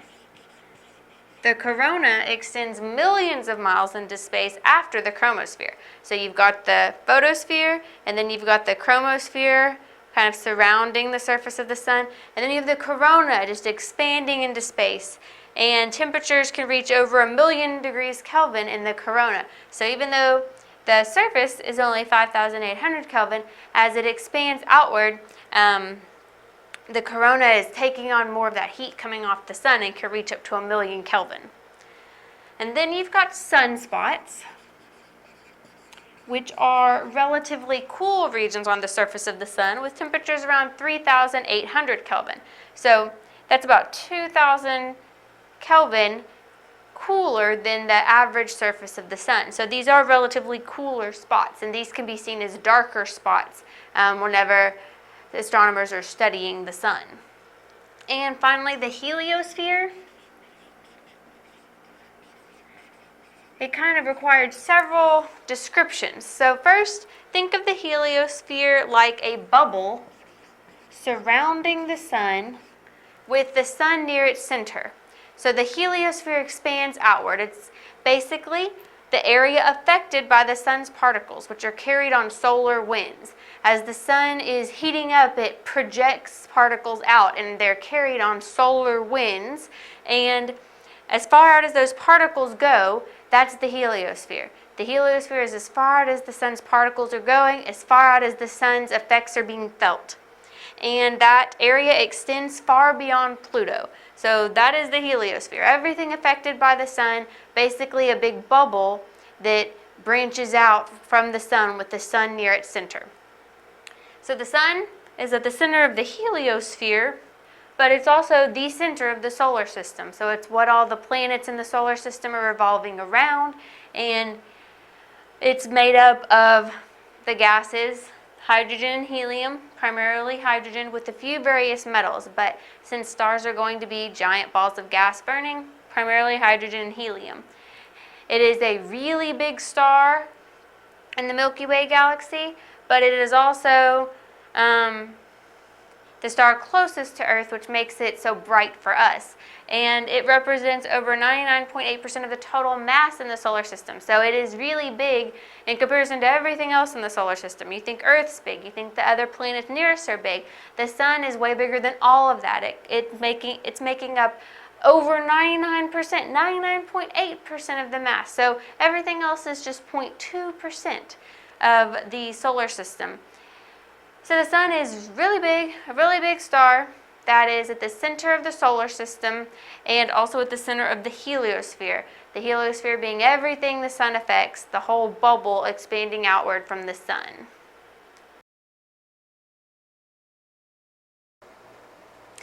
Scientific notation. Scientific notation is used to write larger numbers in a shorter form. And the form is A times 10 to the n, where A is a number that is greater than or equal to 1, but it's less than 10. And n is the number of times we must move the decimal, and in which direction. Let's take this number, 230,400,000. It's a pretty big number. We can write this in scientific notation by taking our decimal, which is at the end of our number, and moving it 1, 2, 3, 4, 5, 6, 7, 8 places to the left, so that our number is now 2 and 304 thousandths. And you see my A is a number between 1 and 10. 2 and 304 thousandths is greater than or equal to 1, but less than 10, times 10 to the 8th. And this number is the same as my original number. We can also use scientific notation to take very large decimal numbers and write them in a shorter form. We do the same thing. Our A has to be greater than or equal to 1 and less than 10, which means we need to move our decimal 1, 2, 3, 4, 5 places to the right, so that it becomes 2 and 304 thousandths times 10 to the negative 5. And that negative exponent lets you know that that's a very, very small number. It's a decimal. It's less than 1. Whereas a positive exponent tells you that it's a very large number. We can use these exponents to compare our numbers very quickly and easily. Looking at these two numbers in scientific notation, I can tell that 1 and 51 hundredths times 10 to the 5th is the larger number because it has the larger exponent. So it's a great method for very large and very small numbers.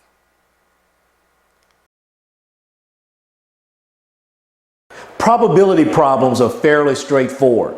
Real simply, probability is the number of possible ways that something can happen divided by the total number of possible ways that all things can happen. For example, let's say you have 20 balloons. Of those 20 balloons, 12 are red and 8 are yellow. Now, let's say out of these 20 balloons, you choose to give one of the 11 balloons away. Now, then comes the point, what is the probability that the next balloon that you pick randomly is a yellow balloon? Now, remember, you started with 8 yellow balloons. You give one of the yellow balloons away, so that means that you have 7 yellow balloons and total of 19 balloons. So the probability that you will choose a yellow balloon randomly is 7/19 or 7/19, because after giving one away, there are 7 different ways that you can have something happen divided by 19 remaining possibilities.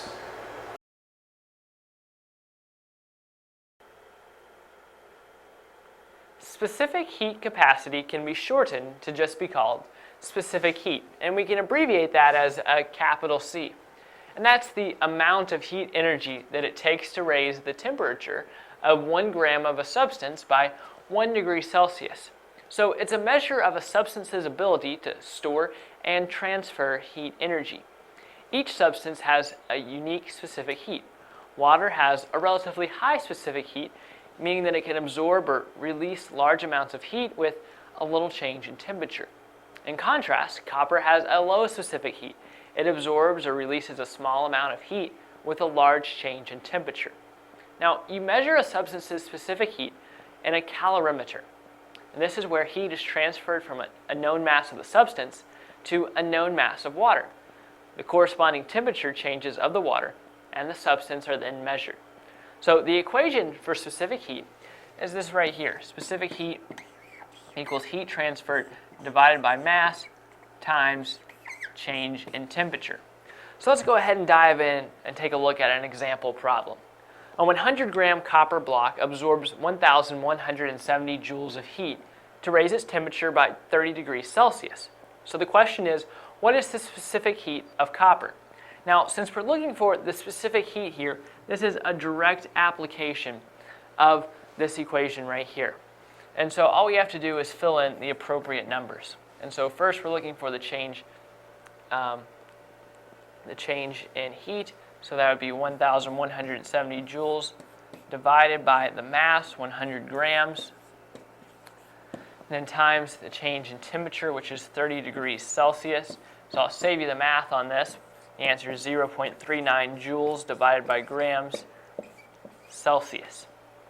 Now, let's go ahead and take a look at a more difficult example problem. How much heat is required to change the temperature of a 25-gram block of iron by 100 degrees Celsius? And then we're given the specific heat of iron. And so here, we're looking for the change in heat. So we're looking for Q, so we have to rearrange the equation to solve for Q. So here, to solve for Q, we're multiplying the mass times the specific heat of iron times the change in temperature. So now we just need to plug in the numbers. So we're dealing with 25 grams times the specific heat, which is right there, so 0.45.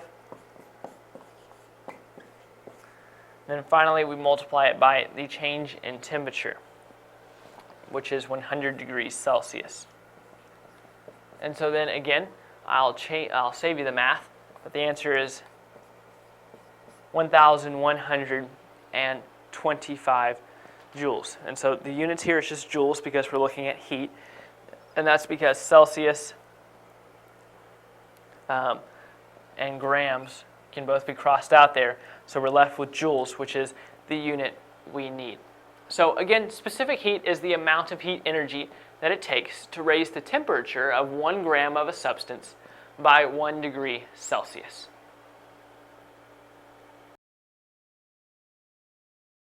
The driving force behind the human circulatory system is the heart. The heart consists primarily of 4 chambers through which the blood passes: the right atrium, the right ventricle, the left atrium, and the left ventricle.